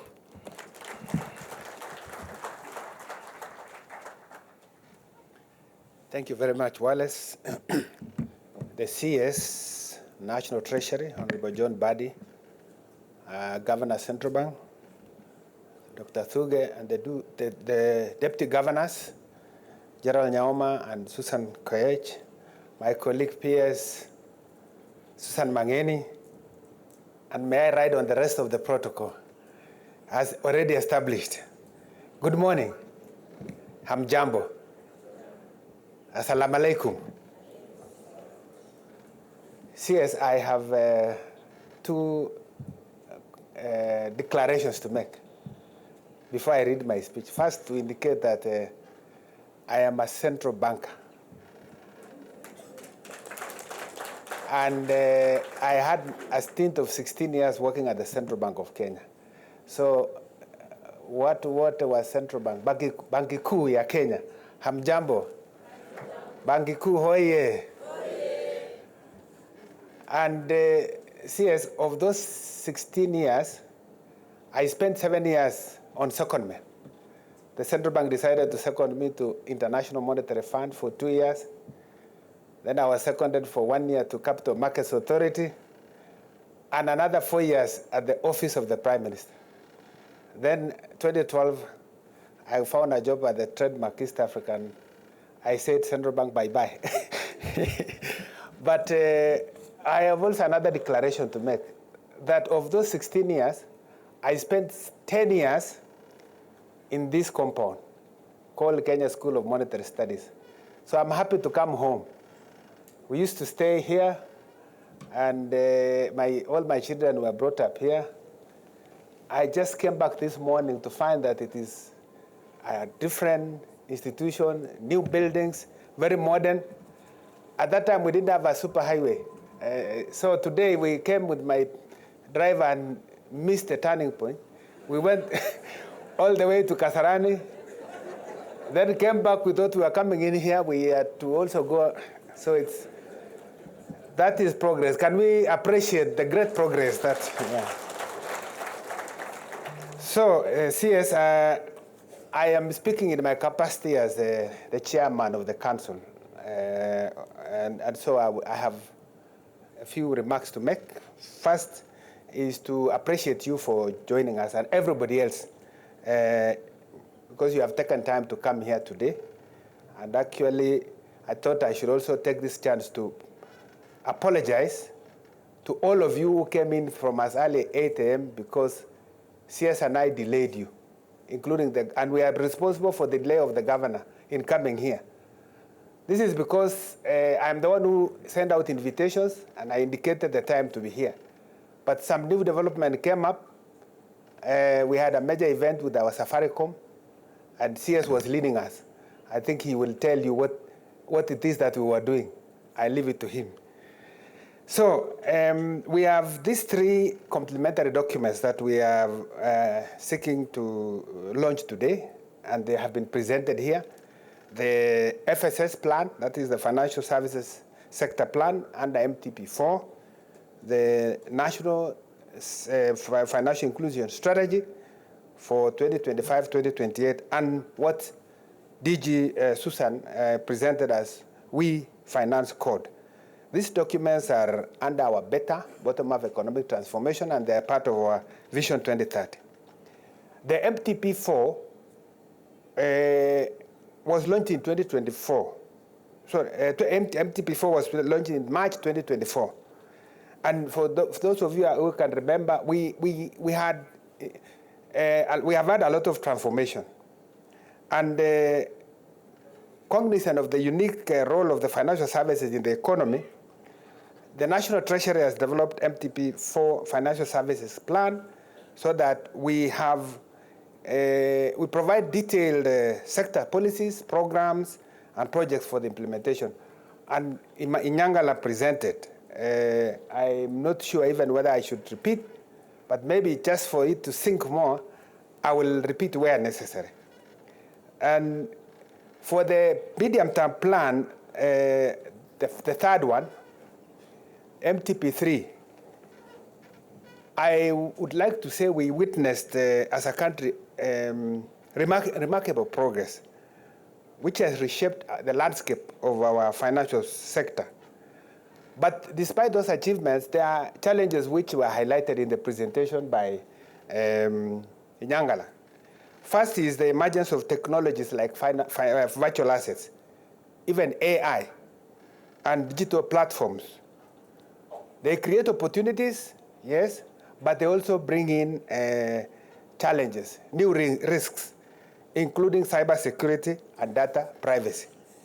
The other challenge is the need to integrate environmental, social governance principles and financial operations to address climate risks and support sustainable development.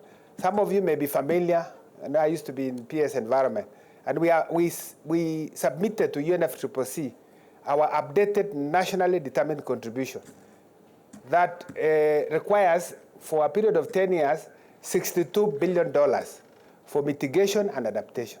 For adaptation alone, we require $44 billion, and for mitigation, $18 billion. 13% of that is supposed to come from national government, our own budget. The balance is supposed to be from the biggest emitters. And most of you know that we have a gap in that area. So in the area of financial sector, this is an important area to address. Then we have the issue of financial access disparities that persist, especially among the marginalized, the women, the youth, and PWDs, and rural communities. There is the issue of literacy, which was indicated earlier, that continues to restrict uptake of the financial products and services. And then there is the issue of informality, and I was hoping I'll get some time to give to PS MSMEs, but I'm not sure whether the time will allow. I will see how we progress with the time. So these challenges and emerging issues underscore the need for a robust, forward-looking sector plan that balances innovation with stability and inclusivity. So the plan, therefore, which I think has been presented, seeks to enhance 3 pillars of the financial services. And these pillars have been mentioned. Tamara even put it very well: access, efficiency, and stability. These 3 pillars are mutually reinforcing and will be addressed to ensure a vibrant financial services sector that effectively finances the country's investment needs for sustainable development. So let me just mention a few statistics that are here. The financial services sector policies, programs, and projects which are underpinned by ambitious targets that include: 1 is increasing the financial sector's contribution to GDP from 7.8% to 10%. And this is by 2027. We are also hoping to boost gross national savings from 13.1% to 20.8% of GDP, and improving Kenya's global financial system ranking from 78 in 2019 to among top 20 by 2027. And the Central Bank of Kenya, working with the National Treasury, developed the strategy, which is the National Financial Inclusion Strategy for 2025-2028. And we have been told it's aligned both to the Vision 2030 and to the bottom-up economic transformation. And the presentation that Nyangala made actually informed that there are about 5 issues that he mentioned, but I think I'll just mention 3.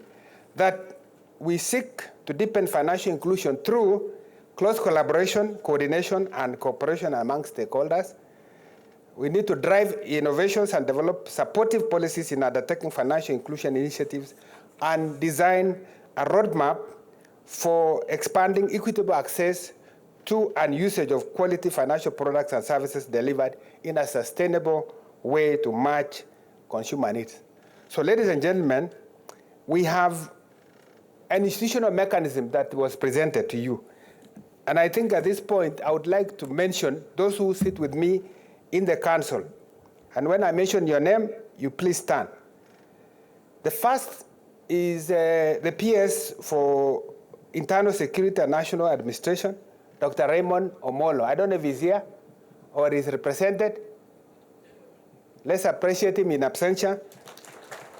Dr. Engineer John Tanui, the PS for ICT. Is he here? Honorable Patrick Kilemi, the PS for Cooperatives. Is he here? Please appreciate them even if they are not here. Susan Auma Mangeni, the PS for State Department for SMEs. Pigia makofi, hiyo haitoshi. Ni PS wa mahasla. Professor Julius Bitok, the PS for Education. I don't know if he's here. Ismail Made, the PS for... No, this is not the PS for Youth. Somebody made a mistake. It is Fikirini Jacobs, who is the PS for Youth Affairs and Creative Economy. Then we have Anne Wangombe of Gender, State Department. Is she here? Then we have Kamau Thuge, the Governor of Central Bank, together with Susan Koech, the DG. Then Wycliffe Shamya, Helen Chepchumba Chepkwony, she's there. CEO for Kenya Deposit Insurance Corporation. David Sandagi, this is for SASRA, acting CEO for SASRA.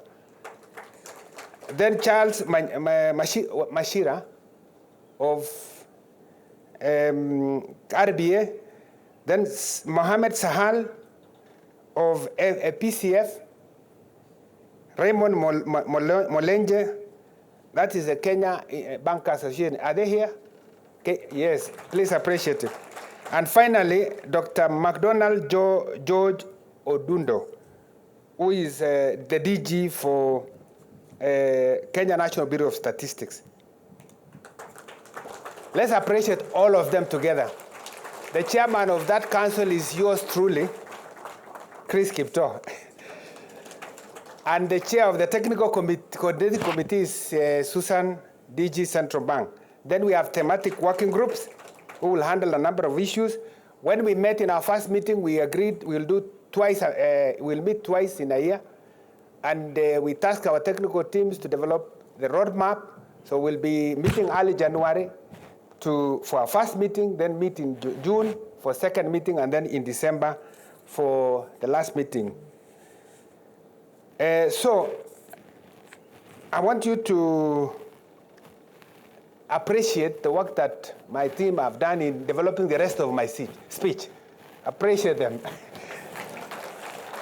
And I think it would be unfair if I left the stage without appreciating the work the Central Bank of Kenya has done in support of the work of National Treasury to achieve macroeconomic stability in our country. 3 years ago, when we came in, some of us, we know inflation was almost double digit, 9.6. Today, inflation is at 4.6, and it had come down to 2.7. So inflation is low and stable, and that is the key mandate of Central Bank. Can we appreciate Central Bank? Our shilling had weakened. The shilling is now stable. Can we appreciate Central Bank? Our reserves were around less than $6 billion. Today, if I'm not wrong, it's $12.6 billion. Can we appreciate Central Bank?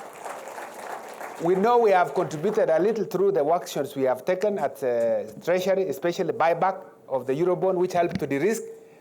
But CS, we have a role, as I was talking to my PSS yesterday, we have a role to make sure that our fiscal consolidation plan remains credible to ensure that the gains that we have achieved in the macro environment are achieved. So I now take this opportunity to welcome the Cabinet Secretary, or is there another, because according to the speech, I'm supposed to welcome the CS. Okay, thank you very much.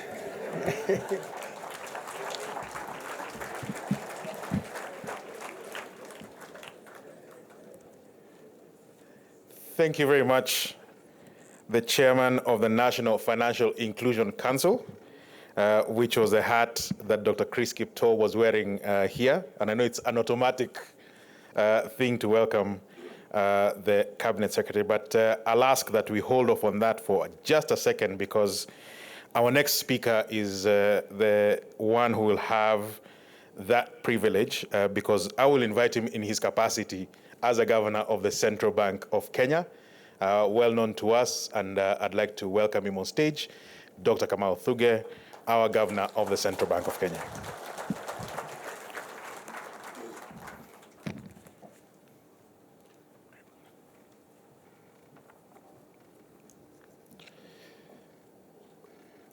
the Cabinet Secretary, the National Treasury and Economic Planning, Honorable John Mbadi, the PS Treasury, Chris Kipto, that always steals the thunder from on what we have achieved in terms of macroeconomic stability, if we have. The Deputy Governors, Jero Nyaoma and Susan, your presentation on the We Finance Code was excellent. I think with your leadership, we'll accomplish a whole lot. Tamara Cook, congratulations on your new appointment. I know we have worked quite a number of years with you. You've done we appreciate the work that you've done, commendable work, and we do wish you the best in your new assignment.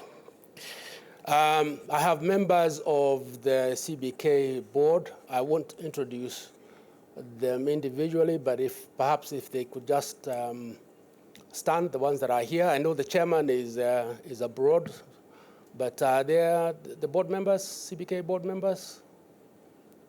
Yes, so all of them are here.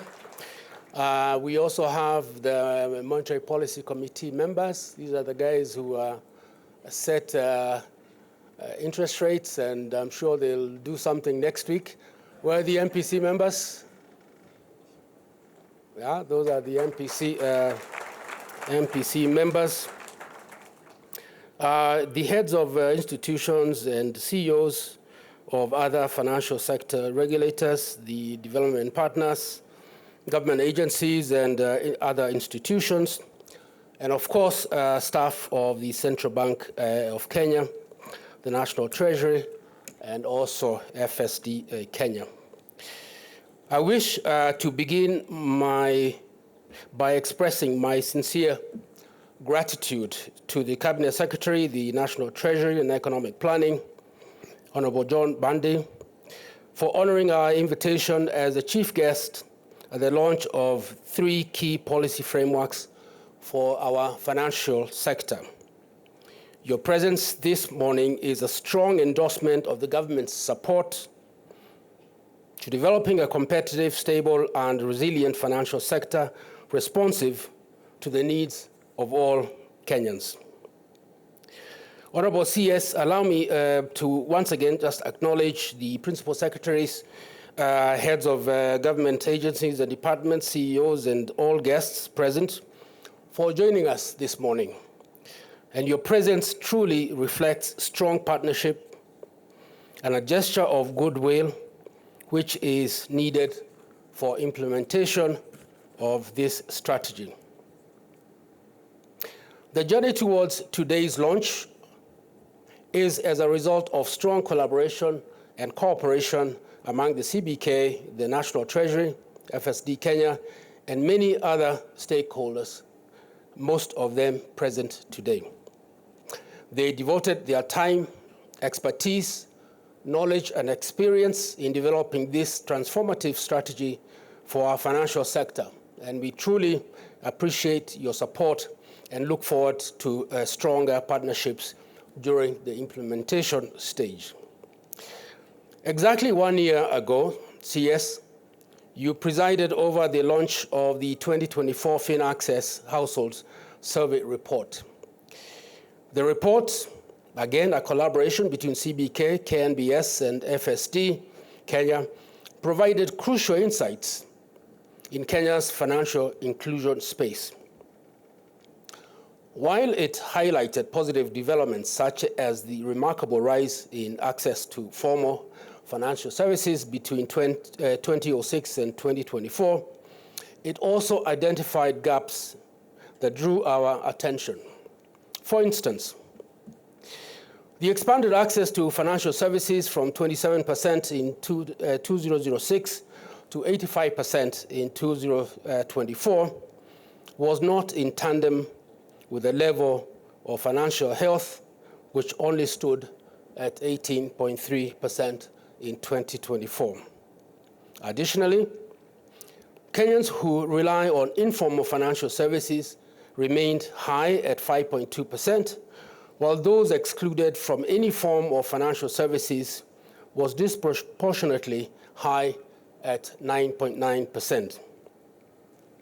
The report further identified several factors behind these statistics. For instance, mobile money adoption was a key driver of expanded financial inclusion, but is plateauing out. There are also gaps in terms of lack of identity cards, which has been mentioned before, low financial literacy, lack of income, and socio-cultural issues that impacted financial inclusion. This NFIS has outlined very clear initiatives under a robust monitoring and evaluation framework to address these gaps and achieve our set targets for inclusive financial sector.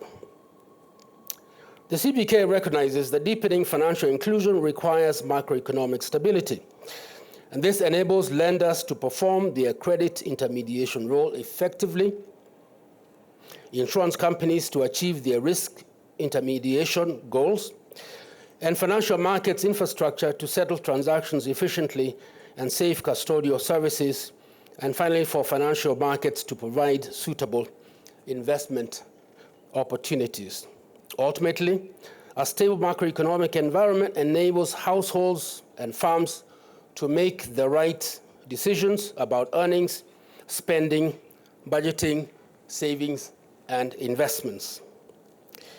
Our commitment to macroeconomic stability has been well demonstrated in our achievement and maintenance of low inflation and a stable exchange rate amidst a hostile and challenging global environment arising from policy uncertainties as well as geopolitical tensions.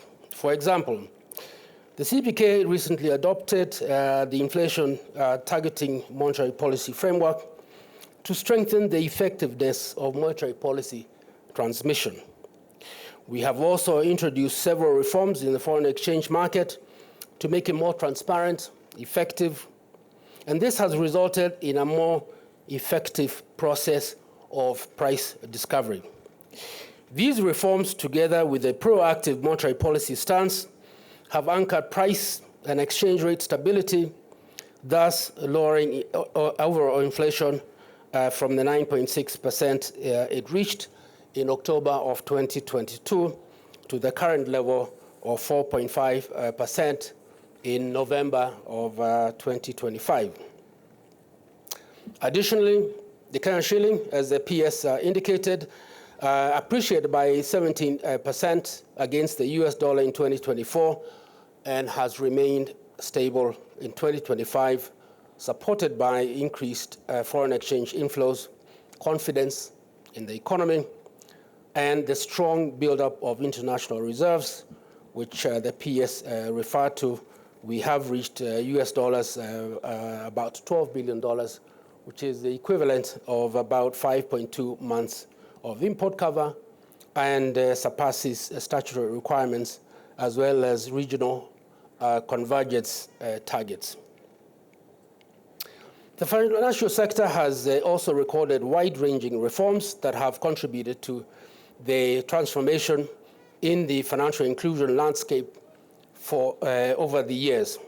The most recent includes the increase in banks' core capital from 1 billion shillings to 10 billion shillings by 2029, and the new risk-based credit pricing model, which is anchored on the Kenya shilling overnight interbank average, otherwise known as KESONIA, and seeks to ensure the banks respond to monetary policy decisions for enhanced transparency in credit pricing.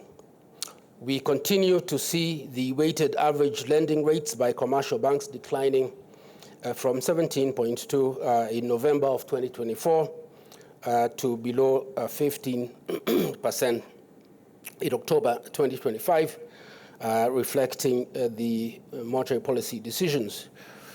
CS, what part of the reason why we introduced this Kesonia, this new risk-based credit pricing model, was when we noticed that when we had a high inflation and we needed to raise interest rates, we were able to raise the policy rate, and the banks were very quick to also raise their lending rates, which is appropriate because at the end of the day, when you're tightening monetary policy, you want lending rates to increase as quickly as possible to affect, in a sense, aggregate demand and to reduce aggregate demand. So that's okay.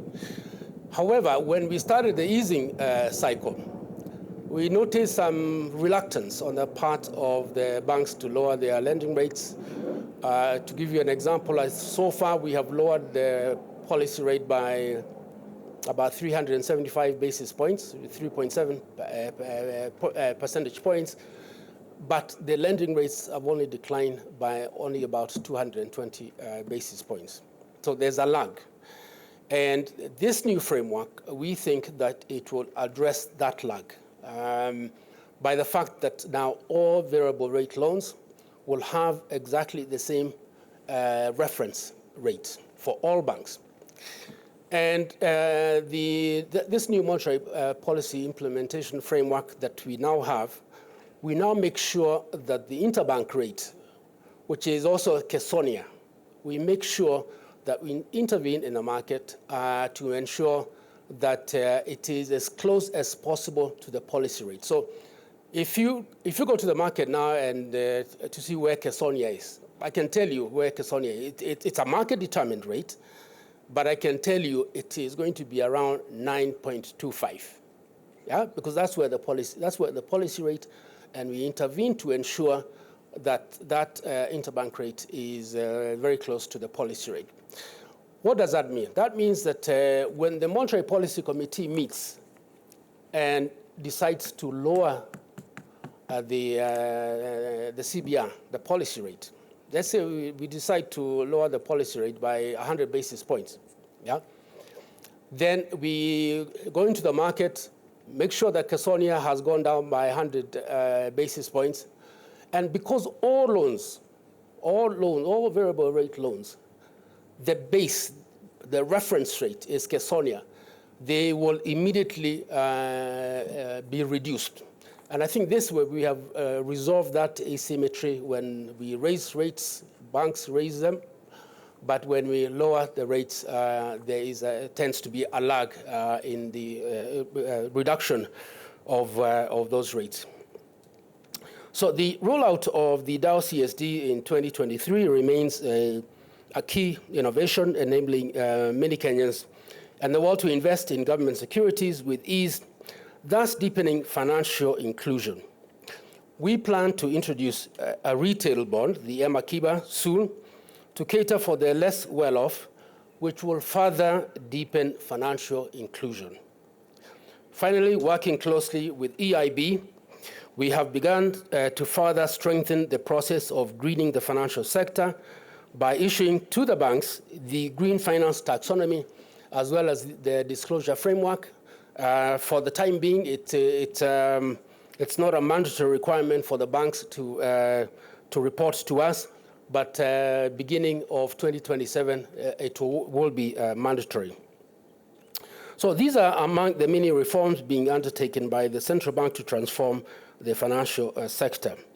The launch of this NFIS alongside the MTP4 and the WE Finance Code is expected to consolidate the gains made in financial inclusion and leverage technology, data, and synergy among stakeholders to harness emerging opportunities for a more inclusive, stable, and sustainable financial sector to serve generations to come. The CBK will work closely with all stakeholders to ensure successful implementation of these transformative frameworks for our financial sector. Once again, Honorable CS, we thank you for accepting to join us today for this important event. And it is now my honor to welcome the CS of the National Treasury to deliver his speech. Thank you very, very much.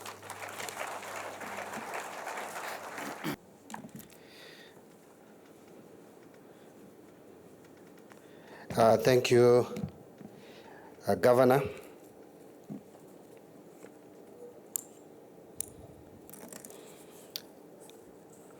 Allow me also to mention that and register our apologies for keeping you waiting. We, as a PS said, had another engagement in the morning announcing the divestment in Safaricom PLC. And more details, I'm sure, will come through when you get to engage with this morning's announcement to the same. So the process has just begun. You know, I was, when PS mentioned that it was with CBK for 16 years doing technical stuff, I started thinking of what I was doing. And I realized that I almost spent the same number of years, if not one more year, largely in politics.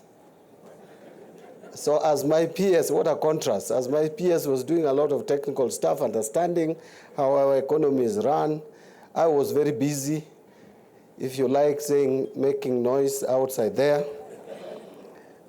But probably, I believe that blend is what is probably needed, where you have technical people informing policy decisions, and we are also here in this space with the political background, communicating, talking, and coming up with policies. And so, but now I'm a technical person. In fact, when they call people at the Treasury Mandarins, and by the way, do we have Mandarins here? People from Treasury, those of us from Treasury, could you stand up? Yes, we have a few Mandarins here, and I'm the headmaster of the Mandarins now. Thank you very much. So, Governor, Central Bank of Kenya, who is actually our host today in this event,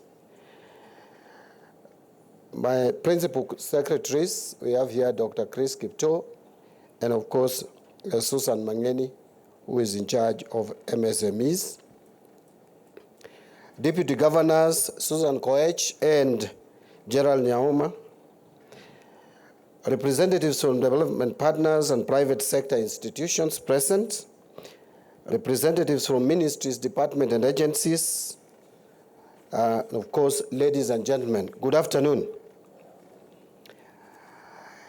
It is my pleasure to join you in this important meeting when we officially launch 3 critical documents in the financial services sector, namely MTP4 Financial Services Sector Plan for 2023-2027, National Financial Inclusion Strategy, NFIS 2025-28, and the WE Finance Code, or if you like, Women Entrepreneurs Finance Code.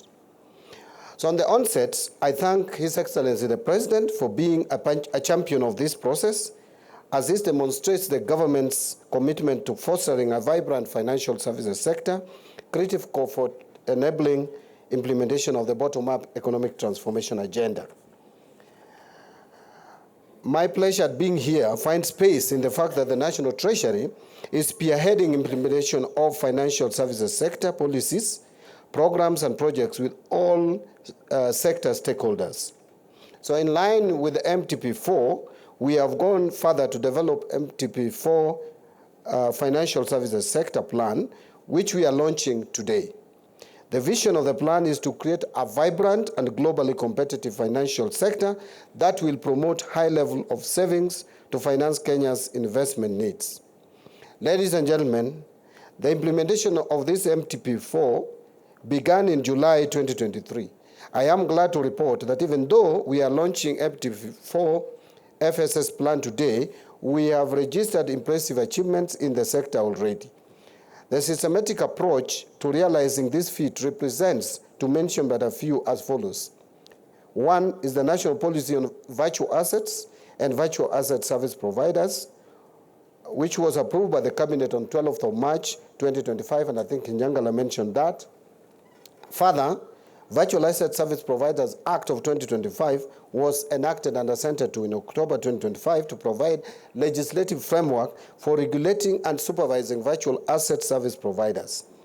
Number 2, to promote credit guarantee in the country, particularly to MSMEs, some steps have already been taken, and these include A, credit guarantee policy and the establishment of the Kenya Credit Guarantee Company as a limited liability company, which was approved by the Cabinet in January this year. Number B is the Central Bank of Kenya Act, which was amended in December 2024 through the Business Laws Amendment Act to allow for licensing and regulation of credit guarantee business by the CBK. And C, establishment of rural credit guarantee scheme window to provide risk-sharing mechanism to catalyze funding into the rural and agricultural sector. Number 3, enactment of key regulations to support the capital markets, insurance, and retirement benefit subsectors. Number 4, CBK has registered 126 digital credit providers as at June 2025. Number 7, the Dow Central Securities Depository was launched in September 2023 to deliver a simple, secure, and efficient process for investors to access government securities. Next is the National Retirement Benefits Policy was approved to provide a framework to guide the harmonization, coordination, good governance, and growth of the retirement benefits for all Kenyans. And finally, enhanced depositor protection through implementation of a risk profiling framework to proactively assess the risk exposure of individual banks and risk-based pricing contribution to the Deposit Insurance Fund. This progress is a commitment that what we are launching today is not just an ambitious plan, but also a realizable dream to transform the sector for greater economic impact. Ladies and gentlemen, we are also launching the first National Financial Inclusion Strategy 2025-2028. I am informed that this is a product of efforts by many stakeholders, both public and private sectors. To adhere to the tenets of the Constitution of Kenya, the strategy actually underwent public participation, receiving substantial comments from all over the country, making it a truly national strategy. I therefore commend the Governor of the Central Bank and his team for this transformative strategic framework to guide the developments, policies, initiatives, innovations, and projects in the financial sector in a coordinated manner. The strategy acknowledges the significant milestones in revolutionizing access to financial services and products by Kenya, largely thanks to the adoption of mobile money in 2007. As a result, adult population today access to formal financial services rose from 26.7% in 2006 to the present 84.8% across access in 2024. Gender gap in access to financial services narrowed to just 1.6% from 12.7% in 2006, and below, which is way below the global average of about 6%. It has also outlined narrowing of rural-urban divide in access to financial services thanks to digitalization. However, the strategy is not oblivious to the plight of the 10% or so of Kenyan adults completely excluded from any form of financial services by 2024. And I think the speakers who spoke ahead of me have already spoken to this. It also recognizes the need to bring the 5.2% of Kenyans who rely solely on informal financial services into the formal system to meet their personal and business needs. It identifies the 18.3% financial health score as key area of focus. And again, many of us have already spoken to that. Lastly, the strategy outlines the need for financial sector players to come up with specially designed services and products for disadvantaged groups, such as majority of women, especially in rural areas, youth, people with disabilities, refugees, victims of climate change shocks, and people living in extreme poverty. Most of these vulnerable groups fall prey to predatory lenders, thus compounding their already precarious situation. So, ladies and gentlemen, the final and equally groundbreaking initiative is the Kenya's signing of Women Entrepreneurs Finance Code, a global agenda towards empowering women through access to finance. I want to appreciate the leadership of the Central Bank of Kenya as the national champion of this initiative, with strong support from the State Department for Gender and Affirmative Action. And of course, now here I'm appreciating the Central Bank as an institution, but also appreciating Susan on her capacity as an individual in championing this. FSD Kenya, we appreciate you in this endeavor as well. And Kenya Bankers Association and stakeholders who have come on board. This noble idea provides a platform to which all women of this country are placed at the center of economic conversations, innovation, and decision-making. And Susan, I agreed with your, not really your assessment, but report on the findings of the research. You know, when you started highlighting how those entities that are led by women outpacing those which are led by men in all aspects, including profitability, yeah, I agree with you entirely, because women are more careful in everything they do. Yeah, there is no lie in that findings. It is correct. And probably we need more women in that space and leadership. I am informed that by signing this code, Kenya now joins a global movement of more than 30 countries that seek to leverage national strategies and data to unlock finance for women-owned and women-led MSMEs. It is unacceptable that while women-led MSMEs contribute significantly to our economy and employ millions of people, only 27% of the women-owned businesses can easily access banking services, way below 45% of men-owned businesses. In fact, sometimes I ask myself why banks and financial institutions are doing that. Yet it is known that men are the most difficult in repaying. So I think we need to start thinking of how to include more of women-led enterprises. As a result, most women rely on informal sources and short-term digital credit, thus exposing them to many risks. I commend institutions signing the code as a commitment to addressing this gap and request more others to join this important initiative. The financial services sector stakeholders will continue to build emergencies to ensure that we fully implement initiatives in these 3 documents being launched today. The National Treasury and Central Bank of Kenya will spearhead coordination of implementation, monitoring, and reporting to ensure that by the end of the planned period, we achieve our targeted outcomes. Allow me to thank all stakeholders that have joined us today, and I call upon them to commit to fully implement the initiatives within their institutional mandate.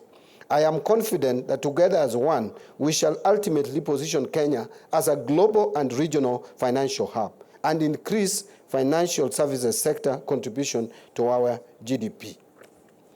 So before I conclude, it would be unfair for me to conclude my remarks without thanking the Central Bank for the strategic decisions that they have taken in helping us steady the ship and manage our economy and have stability in our economy. For those who are doubting that Kenya's economy is stabilizing, I will tell you, we have stabilized this economy. We have steadied it. What we now need to do is to stay on course and not to drop the ball. The central bank's efforts have helped in managing inflation. We now today have healthy reserves. The interest rates are coming down. The stability of the shilling cannot be overemphasized, and many others. But I must also say that this can only be achieved and realized if there is collaboration between the CBK and the National Treasury. National Treasury, we are still having challenges with revenue mobilization and fiscal consolidation. Expenditure pressures are still high. We are still underperforming in terms of revenue collection, and that is why we have shifted a lot of attention to Kenya Revenue Authority, We recently enhanced their budget by close to 20 billion shillings, just to give them the capacity and the tools that they need to eliminate and remove any excuse that would arise for failing to do what is right. But that does not mean that we are going to have a KRA which is going to harass the taxpayers. KRA must be responsive and know that the taxpayers is a cornerstone of our economy and must be handled with care as we enforce tax compliance. I also want to mention that through the efforts of the National Treasury, working together with the CBK, and I would say helping the CBK, because the CBK cannot achieve inflation rate management, healthy reserves, and interest rates if we don't also at the Treasury take certain decisions, one of which is to de-risk, especially where the loans are falling due for payments, like what we had last year when we were in February and Eurobond of $2 billion was coming up for payment in June, and there was no clear communication of the plan to do it. Actually, there was no plan. I think I don't want to blame the previous government, but just to say there was no plan. Fortunately, some action was taken in buyback that helped steady the ship. The shilling had lost ground to about 160 to the dollar. That is why National Treasury, and again here, working collectively with the central bank, we decided to de-risk further by buying back the 2027 Eurobond that would have fallen due in 2027 May. And we bought about 60% of it. Again, that was in February, March this year. Again, in September, we took a step further to also again buy back the 2028 maturing Eurobond to about 60%, basically de-risking our economy from possible shocks. We have also taken certain steps, including settling some of the pending bills, especially in the road sector, by coming up with other innovative ways of raising funds. And so today you can see a construction sector that had started shrinking now is growing at 5.9%. That is because of the intervention that the government took to deal with that problem. We will move a step further and see how we can deal with other pending bills which are causing ballooning of non-performing loans in our banks and distorting our financials and also affecting liquidity. And that is why many Kenyans say we don't feel money in our pocket and the rest. We have also supported certain sectors which were doing very badly, like the mining sector. We released about 2.6 billion to support that sector, and the results are out there. The mining sector, which had started shrinking early in the year, late last year, the first quarter of 2025, it grew by over 5%, and the second quarter, the growth in that sector was over 10%, 10.1%. Our interventions also in agriculture has also helped, especially in handling inflation and also the reserve, because we have been spending so much money in terms of forex reserves to import food into the country. If we reduce that, then obviously we are helping in the central bank in managing their reserve. And again, also the decision that the government took on importation of petroleum products through G2G. So we will, Governor, I know you have been frustrated with our fiscal consolidation path, but we will put more efforts in ensuring that we contain the fiscal consolidation, contain expenditure pressures. I want to end by pointing out that the governor mentioned that that the stability is as a result of foreign currency inflows, which is a fact, increase or improvement in our exports. You know, the tea sector is now performing better. The coffee sector is coming up. Even pyrethrum, which had long died, is coming up. We are seeing more tourism numbers.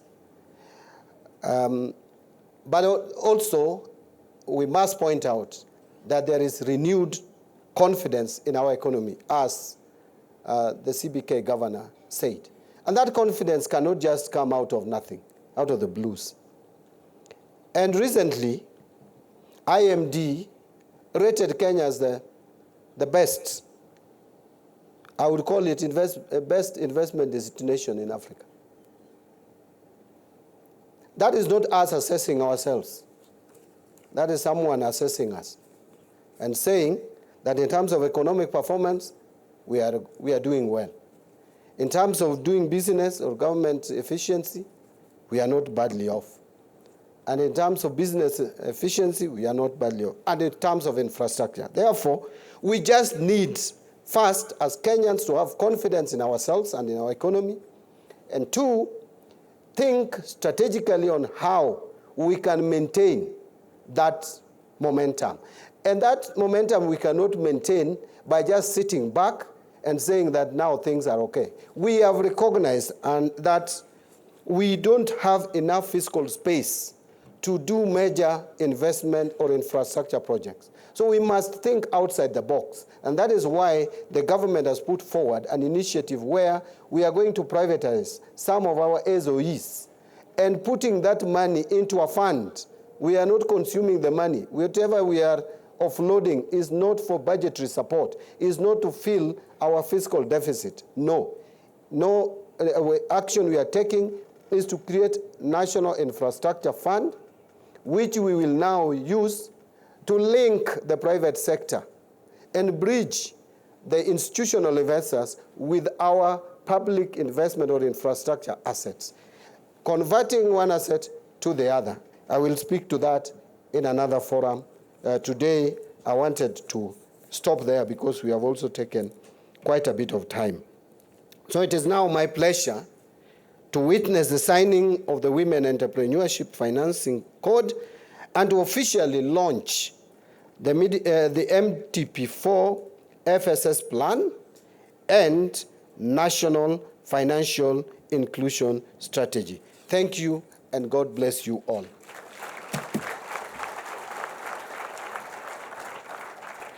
Asante sana. We do know it's been a busy morning, and we thank you for joining us this morning. So, ladies and gentlemen, with your permission, we'll just take a few seconds. We just want to slightly transform this area because, as the CS said, as he was winding up, he's here to witness the signing of the We Finance Code. So we'll have a bit of movement where the tables will come, and I'll ask my colleague Ada to take us through that process. So we'll just give the young men a few seconds to move that. And once that is done, we shall then go through the process of what the CS has outlined, the signatures, and then we shall do the rest of the things. Ladies and gentlemen, we have reached a truly historic moment in Kenya's journey towards inclusive finance and economic empowerment. So the symbolic signing of this Women Entrepreneurs Finance Code, also referred to as the We Finance Code, is more than a document. It's actually a voluntary, sector-wide commitment by our financial institutions to intentionally dismantle barriers, foster an enabling environment, and increase the flow of credit and tailored financial products to women-owned and women-led enterprises. It is a clear demonstration that the financial sector recognizes that empowering Kenyan women is not just a social imperative, but a fundamental driver of sustainable economic growth. So to symbolically cement this commitment, on behalf of the entire financial ecosystem, we have invited leaders from key umbrella associations. So I would like to just invite to stage Kenya Bankers Association representative, the CFO, Mr. Kennedy Mutisia. A round of applause for him. Thank you very much. As he sits down, I would like to invite Mr. Jared Getenga, the CEO of the Credit Information Sharing Association of Kenya.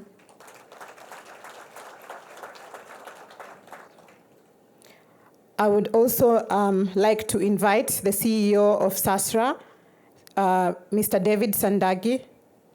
Please come forward.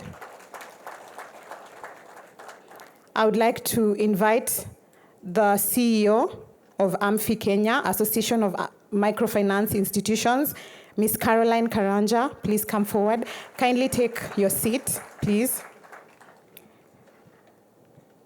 And then I would like to invite the CEO, the Insurance Regulatory Authority, Mr. Godfrey Kiptum. Please come forward. Thank you very much. I would also like to invite Ms. Lucy Kaaria, who will be showing you what you need to do. So before we commence the signing ceremony, I would also want to invite to the stage the Deputy Governor, Dr. Susan Koech, who is also the national champion for the We Finance Code, to come and witness this historic moment. I also want to invite the Governor, Central Bank of Kenya. Thank you very much, Professor. And I would also want to invite the Cabinet Secretary, National Treasury, Honorable John Badi. Please come forward to witness. Please come and witness. Thank you very much. So Lucy, please show them where to sign. So as our leaders are signing and being witnessed, I would also like you to look at the screens where we are also simultaneously flashing the logos of the numerous institutions that have already committed to the We Finance Code, and I will mention each one of them, and I request the We Finance Code chapter, Kenya chapter working group members and champions, please give them a round of applause. Number one, 4G Capital. This is a fintech. I also want to recognize ABSA. This is a bank. I also want to recognize African AMFI Kenya, sorry. I also want to recognize Argidias Foundation. I would also want to recognize Branch International, Caritas Microfinance Bank, the Central Bank of Kenya, the Credit Information Sharing Association of Kenya, the Cooperative Bank, Credit Info CRB, Digital Financial Services Association of Kenya, DFSAC, Family Bank, FSD Kenya, please give them a round of applause, GIZ, Hope Hawi Management Consulting Limited, IRA, Insurance Regulatory Authority, KCB Bank, Kenya Bankers Association, Kingdom Bank, Metropole CRB, MCOPA, Sacco Societies Regulatory Authority, TALA, TransUnion CRB, and Women's World Banking.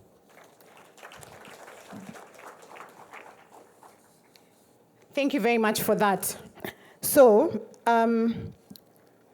just making sure that everyone has signed. Lucy, please confirm that everybody has signed.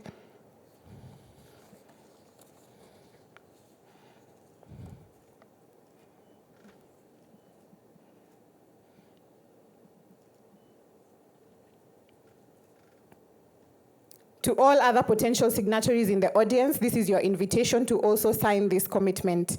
So, the commitment letters have been signed. This is a confirmation. This marks the culmination of immense collaborative efforts, and we now proceed to a sequence of 3 important handovers, each carrying a profound symbolic meaning, and I would urge you to listen.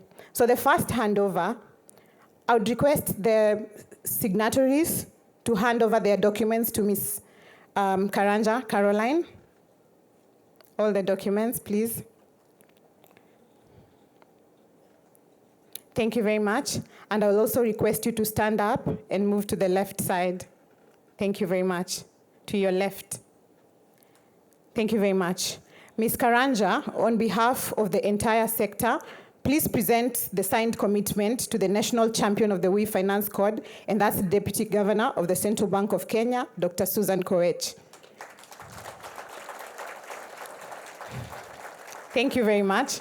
The significance of this first handover is that the CBK, through the Deputy Governor, is the national champion and custodian of the We Finance Code, and this transfer affirms the regulatory sector's dedication to monitoring and encouraging the successful implementation of these commitments. Thank you. Dr. Koech, we now ask you to hand the documents over to your principal, the Governor of the Central Bank of Kenya, Professor Kamau Thuge. Thank you very much. So this second handover is symbolic of the central bank's leadership of the entire financial sector. It shows that this commitment is endorsed at the highest level of financial oversight, ensuring that the objective of financial inclusion for women remains central to our country's financial strategy. Thank you. Finally, I would like to request Your Excellency the Governor, please hand the signed documents over to the Chief Guest, the Cabinet Secretary for the National Treasury, Honorable John Badi.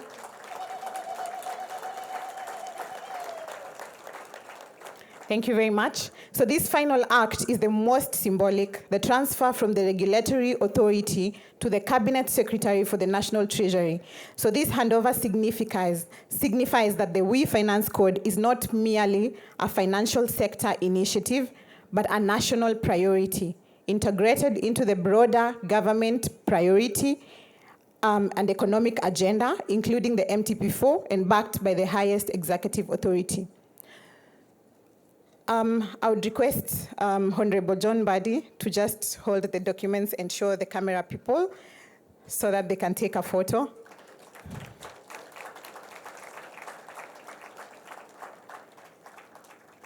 Thank you very much. So with these powerful handovers, the Women Entrepreneurs Finance Code is officially acknowledged and integrated into the Kenya's National Economic Framework. Thank you very much.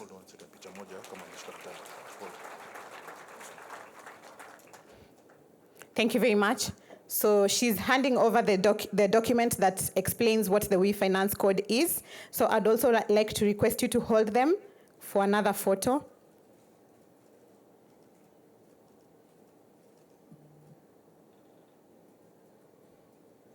And in the words of Honorable John Badi, the We Finance Code Kenya chapter is officially launched. Thank you very much. Thank you to all signatories and our distinguished guests on stage. Please proceed to take your seats. And I would like to now invite my co-MC back on stage to take us through the next steps. Thank you very much. Thank you very much. I will not necessarily go up on stage, and good job, and I can see you practicing to be a CS. I'll ask my strong young men to come back and pick up our tables. There's something else we want to try and do, and we want to give ourselves adequate space in which to do it. We have witnessed the signing or the signatures onto the We Finance Code, and as has been said by the national champion, it was said in the speeches, it was also said just now by Ada in terms of what's going on. These are just symbolic and representative of many, many institutions that are signing up as we speak and will sign up to this code. And as has been said all morning, this is something of great value to not just the women of Kenya, but to the country as a whole and to our economy. So as our strong young men move the chairs and tables back, the reason they're doing that is because you've noticed since the beginning, we have had the two flags flanking the stage. And the reason those two flags exist is because we want to then to ask our honorable chief guest, Bona CS, if you're able to come forward again, accompanied by the governor of the central bank, by the PS, the DGs, to please come forward. We want to now unveil officially, first will be the National Financial Inclusion Strategy. So Bona CS, please come forward. You will be guided. We shall have the gentlemen there showing you how to unveil. And ladies and gentlemen, if you just keep your eyes on the screens, hoping there's a camera that's able to capture that, of that unveiling of the National Financial Inclusion Strategy. If you just hold, our DGs come. Madam PS, if you could please join if you don't mind. Tafadhali.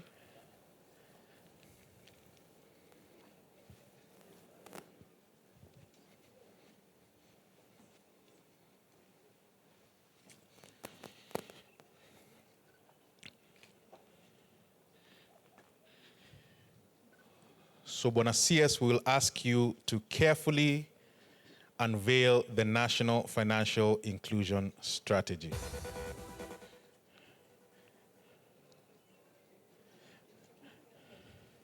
A round of applause, please. That is a National Financial Inclusion Strategy 2025 to 2028. And as we are in the mood, as we're still in the same mood of applause, please come to take a step to your right, to my left this time. So that is the symbolic launch of the National Financial Inclusion Strategy. You'll also notice we have unveiled the sector plan for financial services for the fourth medium-term plan, that is the MTP4. If you can just do the same as we did earlier, which is show the documents. Like we said, it's multiple documents that we're launching this morning now, this afternoon. And so big round of applause, ladies and gentlemen. This is symbolic, and the documents are now available to you. We'll have our ushers able to share these. You could take your seats, led by the CS and our honorable guests. Asanteni sana. So the very, very formal part of our program is almost done. There's just one more thing that I'll ask my strong young men to still do, is bring seats to the front. What we want to do is take a number of photographs to commemorate this occasion, and because the sun is quite nasty outside, we want to do that in here, just so that everyone is comfortable. So if you just give us a few minutes, I'll go back up on stage to announce the people who will be coming up for photographs. These photos are commemorative for the different groups that have been involved in the various processes, and we shall be calling them up, but we'll have the choir, which has been sitting for a while, to give us one track while we make sure that everything is ready and is in position. The photographs we'll be taking, just so people are ready, we'll have the board and management of the central bank, the monetary policy committee. We'll have a selection of senior staff, and I'll tell you why we have those ones coming up. The National Financial Inclusion Council for the members who are here or representative. The National Financial Inclusion Strategy Steering Committee, they know themselves. The We Finance Code Steering Committee and the Organizing Committee. So even as we receive those books, those groups, please be ready. We shall ask you to please come up just after the choir is performed its track.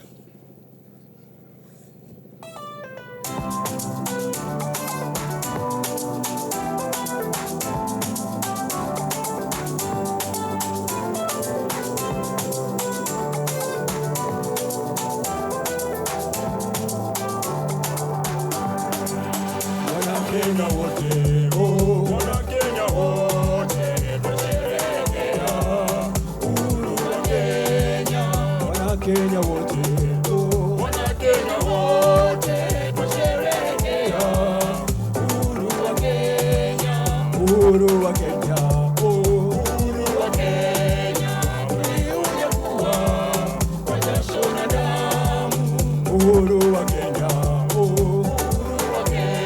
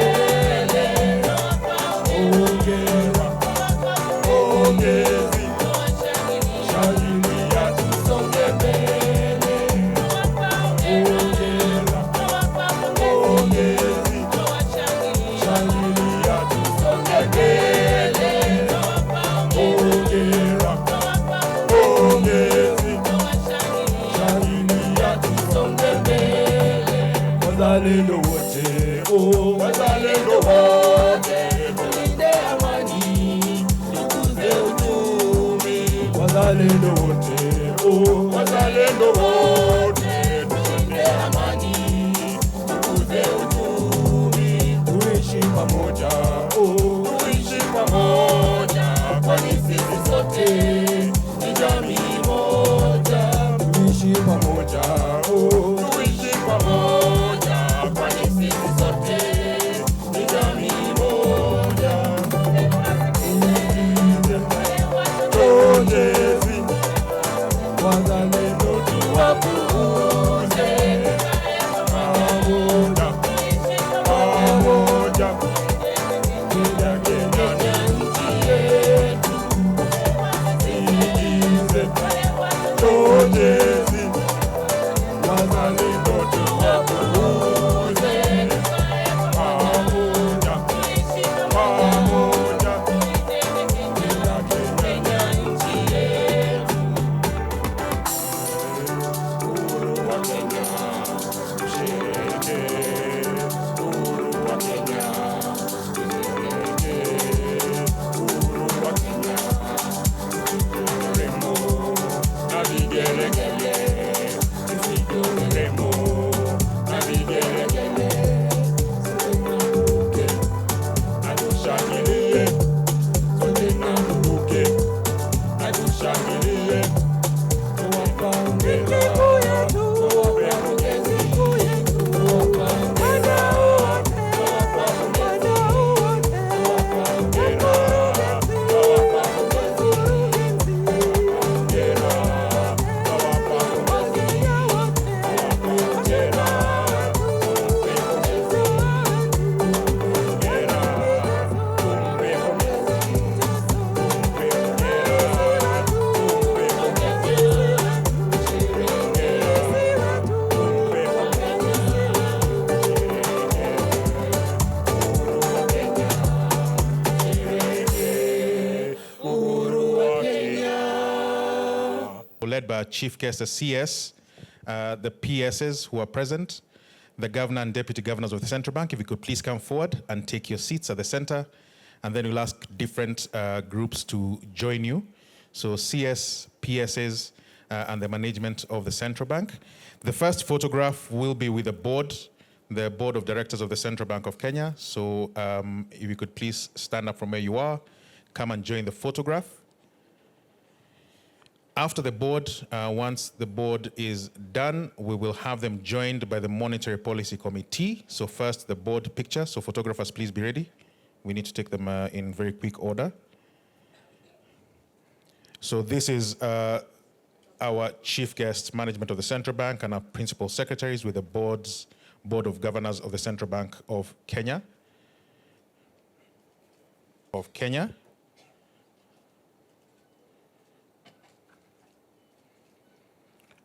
Thank you very much. MPC can step down except for David and Robert, because the next photo involves you as senior staff of the CBK. This is the departments involved with the different processes. Joined, I think you're fully briefed, Evans, Mutai, and the rest that we had briefed yesterday. Please come forward. If you could please come. Michael Eganza.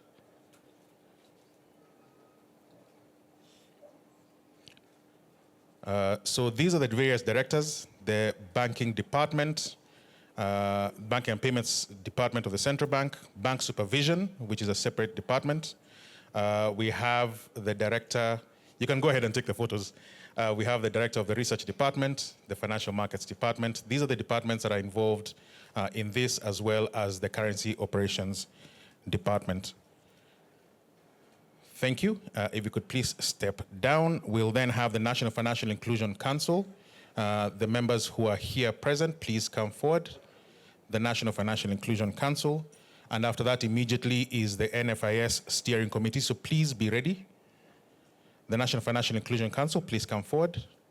Please make it quick. So please be ready for the next group as well. This is a We Finance Code Steering Committee, as well as the partners. So please come forward quickly. We get the photo. Asiyekuwapo na lake halipo. So those are the three that I can see, and a few more rushing in. I suspect I should be in that photograph. But I'll ask all my colleagues, please be quick about it. We need to finish in short order.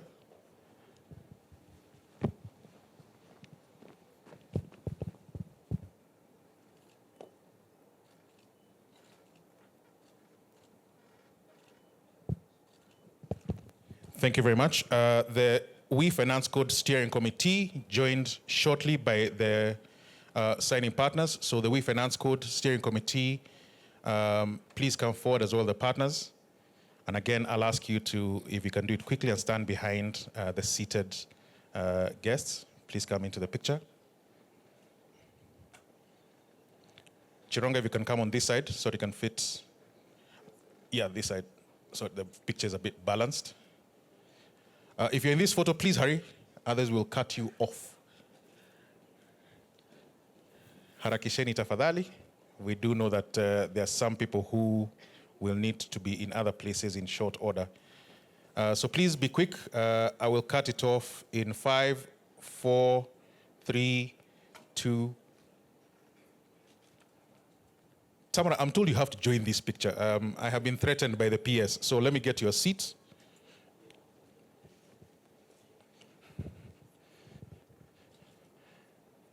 I hadn't noticed you're in none of the pictures, so please take your seat.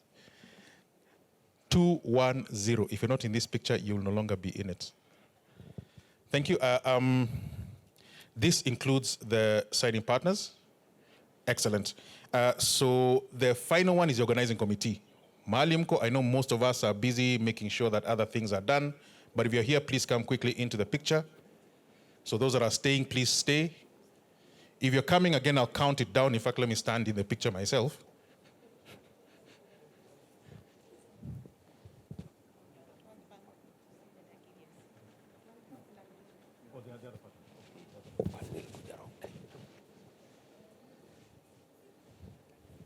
Eight, 7, 6, 5, 4, 3, 2. Usipokuwa kwa picha utakuwa 1, 0.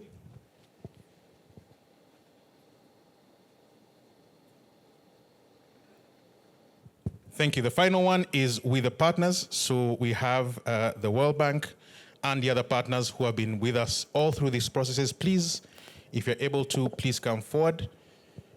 We apologize. I was just advised by my photographers that if it's too wide, it's not quite fitting. So I'll ask you, with your permission, to please stand behind. Agidius as well.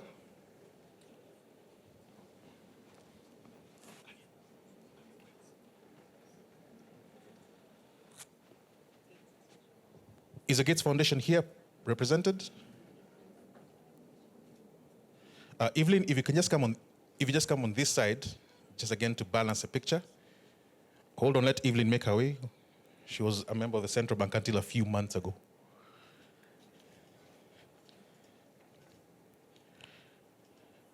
Asanteni, thank you very much, our guests, and thank you very much all that have taken the photos. Thank you very much. You can please take your seats. And it's very brief that they're taking their seats, because what I want to do now is invite everyone. I know we have been here since early morning for most of us. So we want to, led by our chief guest, the governor, deputy governors, the PSs, and everyone else, invite you to lunch. It will be in the tent that's right behind us. So I'll ask you just for a few seconds to allow the chief guest, governor, deputy governors, PSs, to make your way to lunch if you have the time to join us for lunch. So they will be going to the tent that's just behind to the left. And the rest of us guests, we can also make our way there. You're invited to lunch hosted by the Central Bank of Kenya and the partners. But for now, thank you very much. Give yourselves a massive round of applause. Asanteni sana.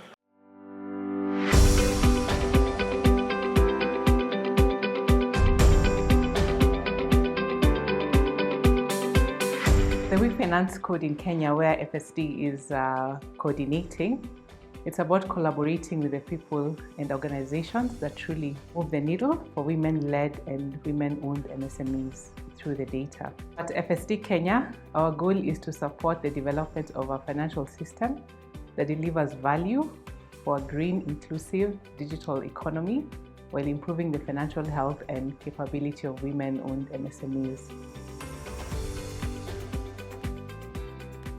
Within the research team, our focus is on ensuring that relevant data is produced, shared, and copied to design solutions and have an impact in supporting the lives of vulnerable women and their businesses.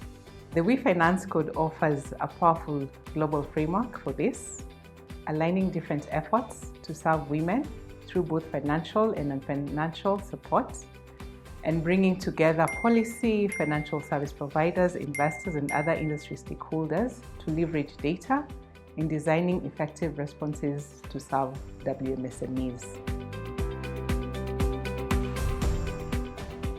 Through the code, we tap into global lessons and adapt them to the Kenyan context. I am inspired every day by the incredible champions I work with, all passionate about using data to transform opportunities for WMSMEs. Together, we are not just talking about change, we are making it happen. We want all the ecosystem actors serving MSMEs to join the collaboration.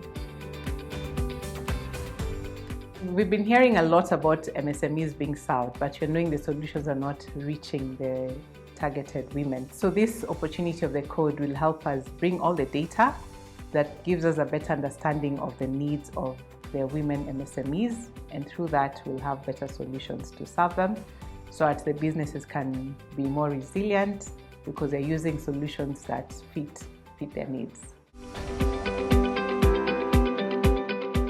Women-led businesses are the backbone of our economy in Kenya and in Africa, because data has shown that they are actually better borrowers. Even though they are better borrowers, they continue to face significant setbacks. The We Finance Code Kenya chapter is here to change that. Women MSMEs in Kenya face barriers to finance, even though women produce about 60% to 80% of food in the sub-Saharan Africa. Enhancing women's financial inclusion has a multiplier effect, which is actually leading to improved household welfare and national economic resilience. The We Finance Code provides a structured framework to address these disparities and also promote inclusive growth by providing solutions. So the We Finance Code is an initiative to support women entrepreneurs. This includes women-led businesses and women-owned businesses. It is supposed to help them and facilitate them in terms of financial inclusion. This includes helping to create products that are more sufficient for women businesses. If we look around, financial institutions have always created products that are not in line with women. So the code will bring together all the stakeholders of the ecosystem to see what the problem is and to provide solutions to the problem in order for women to actually thrive. The Association of Microfinance Institutions Kenya is a member-based organization where we currently have over 70 members. Majority of our institutions are really serving women, but that information or that numbers are not being captured, and the capturing is not consistent. The We Finance Code is more than just a framework, and it's a commitment to seeing women thrive.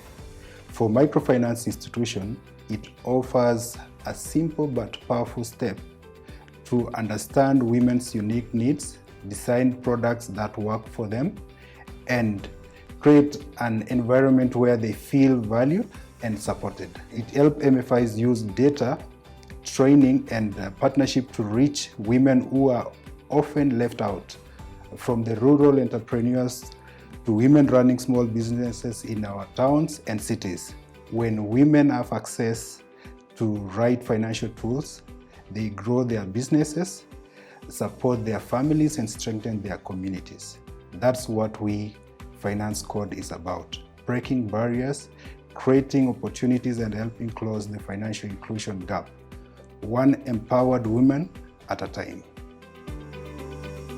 The message I have for women-led enterprises is that with the agenda that we are driving through We Finance Code, we will be able to develop and tailor-make products that are uniquely developed to target women and have products that make you valued within the ecosystem, within the microfinance space.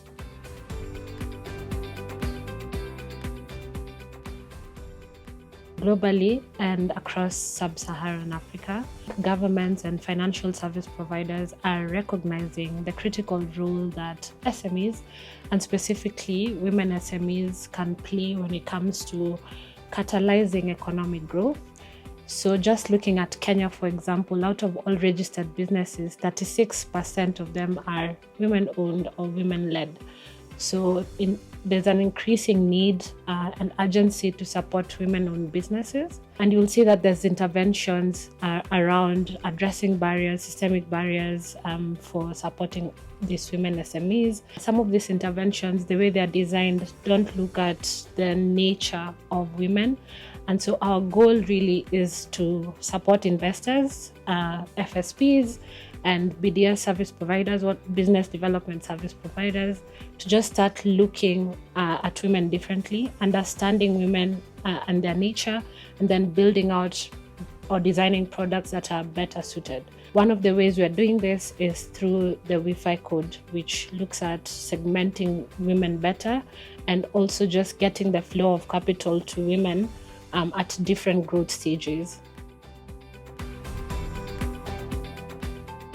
CS Kenya is a member-based association that brings together credit information providers, specifically lenders who are sharing credit information with the credit reference bureaus in Kenya. Earlier in the year, we conducted research on MSMEs, and what came to the fore from the data that we were looking at, which was largely focusing on commercial banks and microfinance institutions, was that women access, in terms of credit, they are accessing about a third of the total disbursements that are made in the country.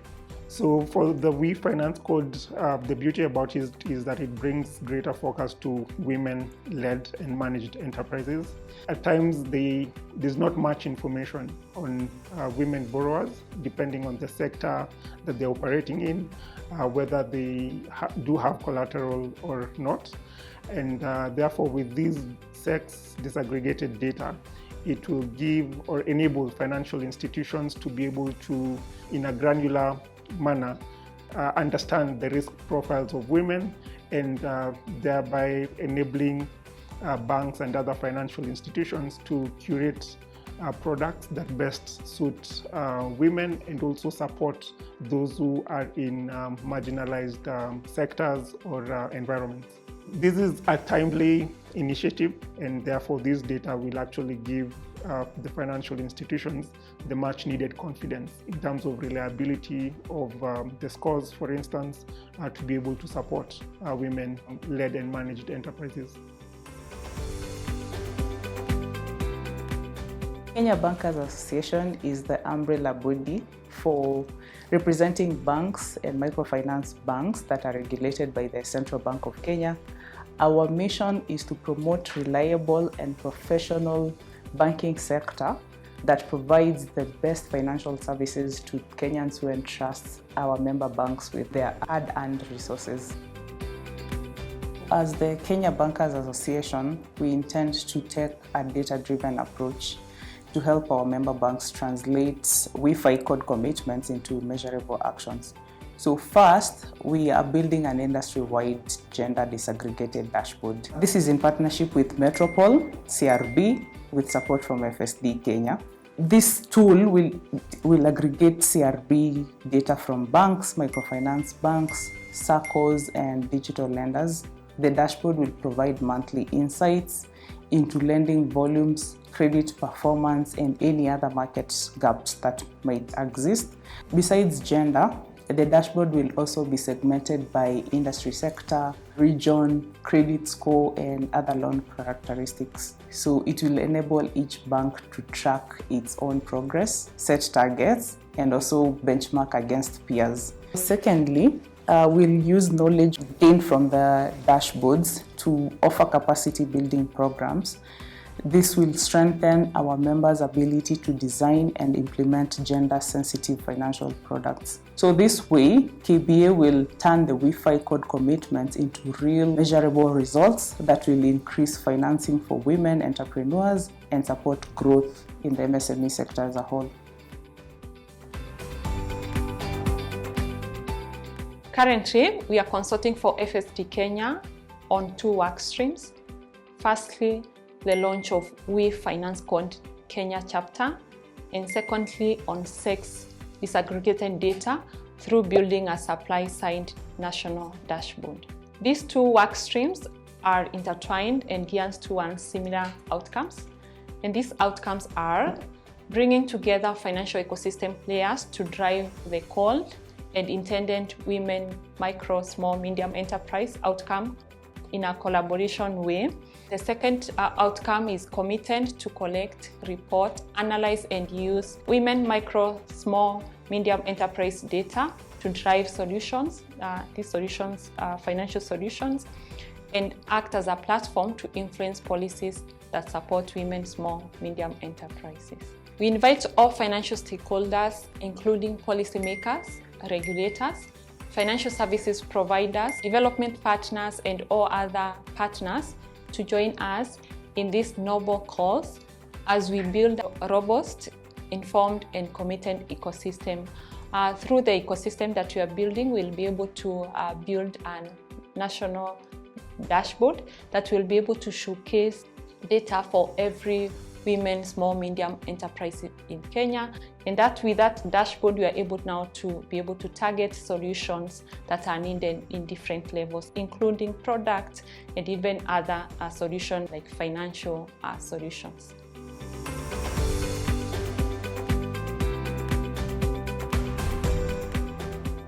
From a CRB perspective, I think the main one that is facing these women-led MSMEs is one, lack of data and lack of aggregated data, just to understand who are these women-led MSMEs, how can they be supported, how can we support them in getting financial assistance to grow their businesses. So the first one is We Finance Codes. Through data reports, aggregated dashboards that will be able to show us what is the current status of lending for women-led businesses and where can we focus on. So through the development of the dashboards, through the We Finance Code, we'll be able to clearly show this data and support all those who will support the We Finance Code in Kenya to grow our businesses for the women-led MSMEs. It will influence financial inclusion by one, development of products that are gender-specific, development of policies that will support the women-led MSMEs, the different levels at which they're able to access credit will be clearly outlined. 2, access to credit for sure will be made easy because we know where they are, and also through partnerships we'll be able to do financial literacy to know what it takes to get a loan, to pay the loan in good time, and how to use that money that you've been given specifically for supporting your business and not using the money for other purposes that it's not intended for that. Tala, actually, just to give a background, has been in Kenya for the last 11 years. So we started off in 2014 and expanded to other markets. And for the period that we've been around, we've served close to 11 million customers across the different markets and about 3.5 million customers in Kenya. And we've noticed that about half, that's like 50% of our customers are actually women. About 70% of our loans are taken up for business purposes. And this is based on self-reported surveys. And given that over 50% are women, we can already tie it to the fact that a lot of these loans are borrowed by women and then channeled to businesses, which is now the MSMEs that we are talking about. The We Finance Code is not just a pledge or just simply a commitment. I think it's a platform to keep everyone accountable in the ecosystem and just bring together all these ecosystem players to see how we can better design financial products for women. And technology plays a key role, especially in the fintech world where technology evolves every other day. We are keen to see how we can leverage, especially alternative data, to credit score women. And women have been excluded for the longest time. And if you go back to how traditional financial institutions have been operating, you realize there was a lot of complex paperwork before somebody actually accessed finance or credit for that matter. But with the advent of technology and fintech, you'll realize that at the click of a button on a phone, on a smartphone, a woman will exercise their financial agency and be able to access financial services. So technology has clearly revolutionized that space around finance. My call will be for women to join this code. If there are women entrepreneur associations, women entrepreneurs themselves, please come on board so that then we can work together to see how we can better access to finance for women.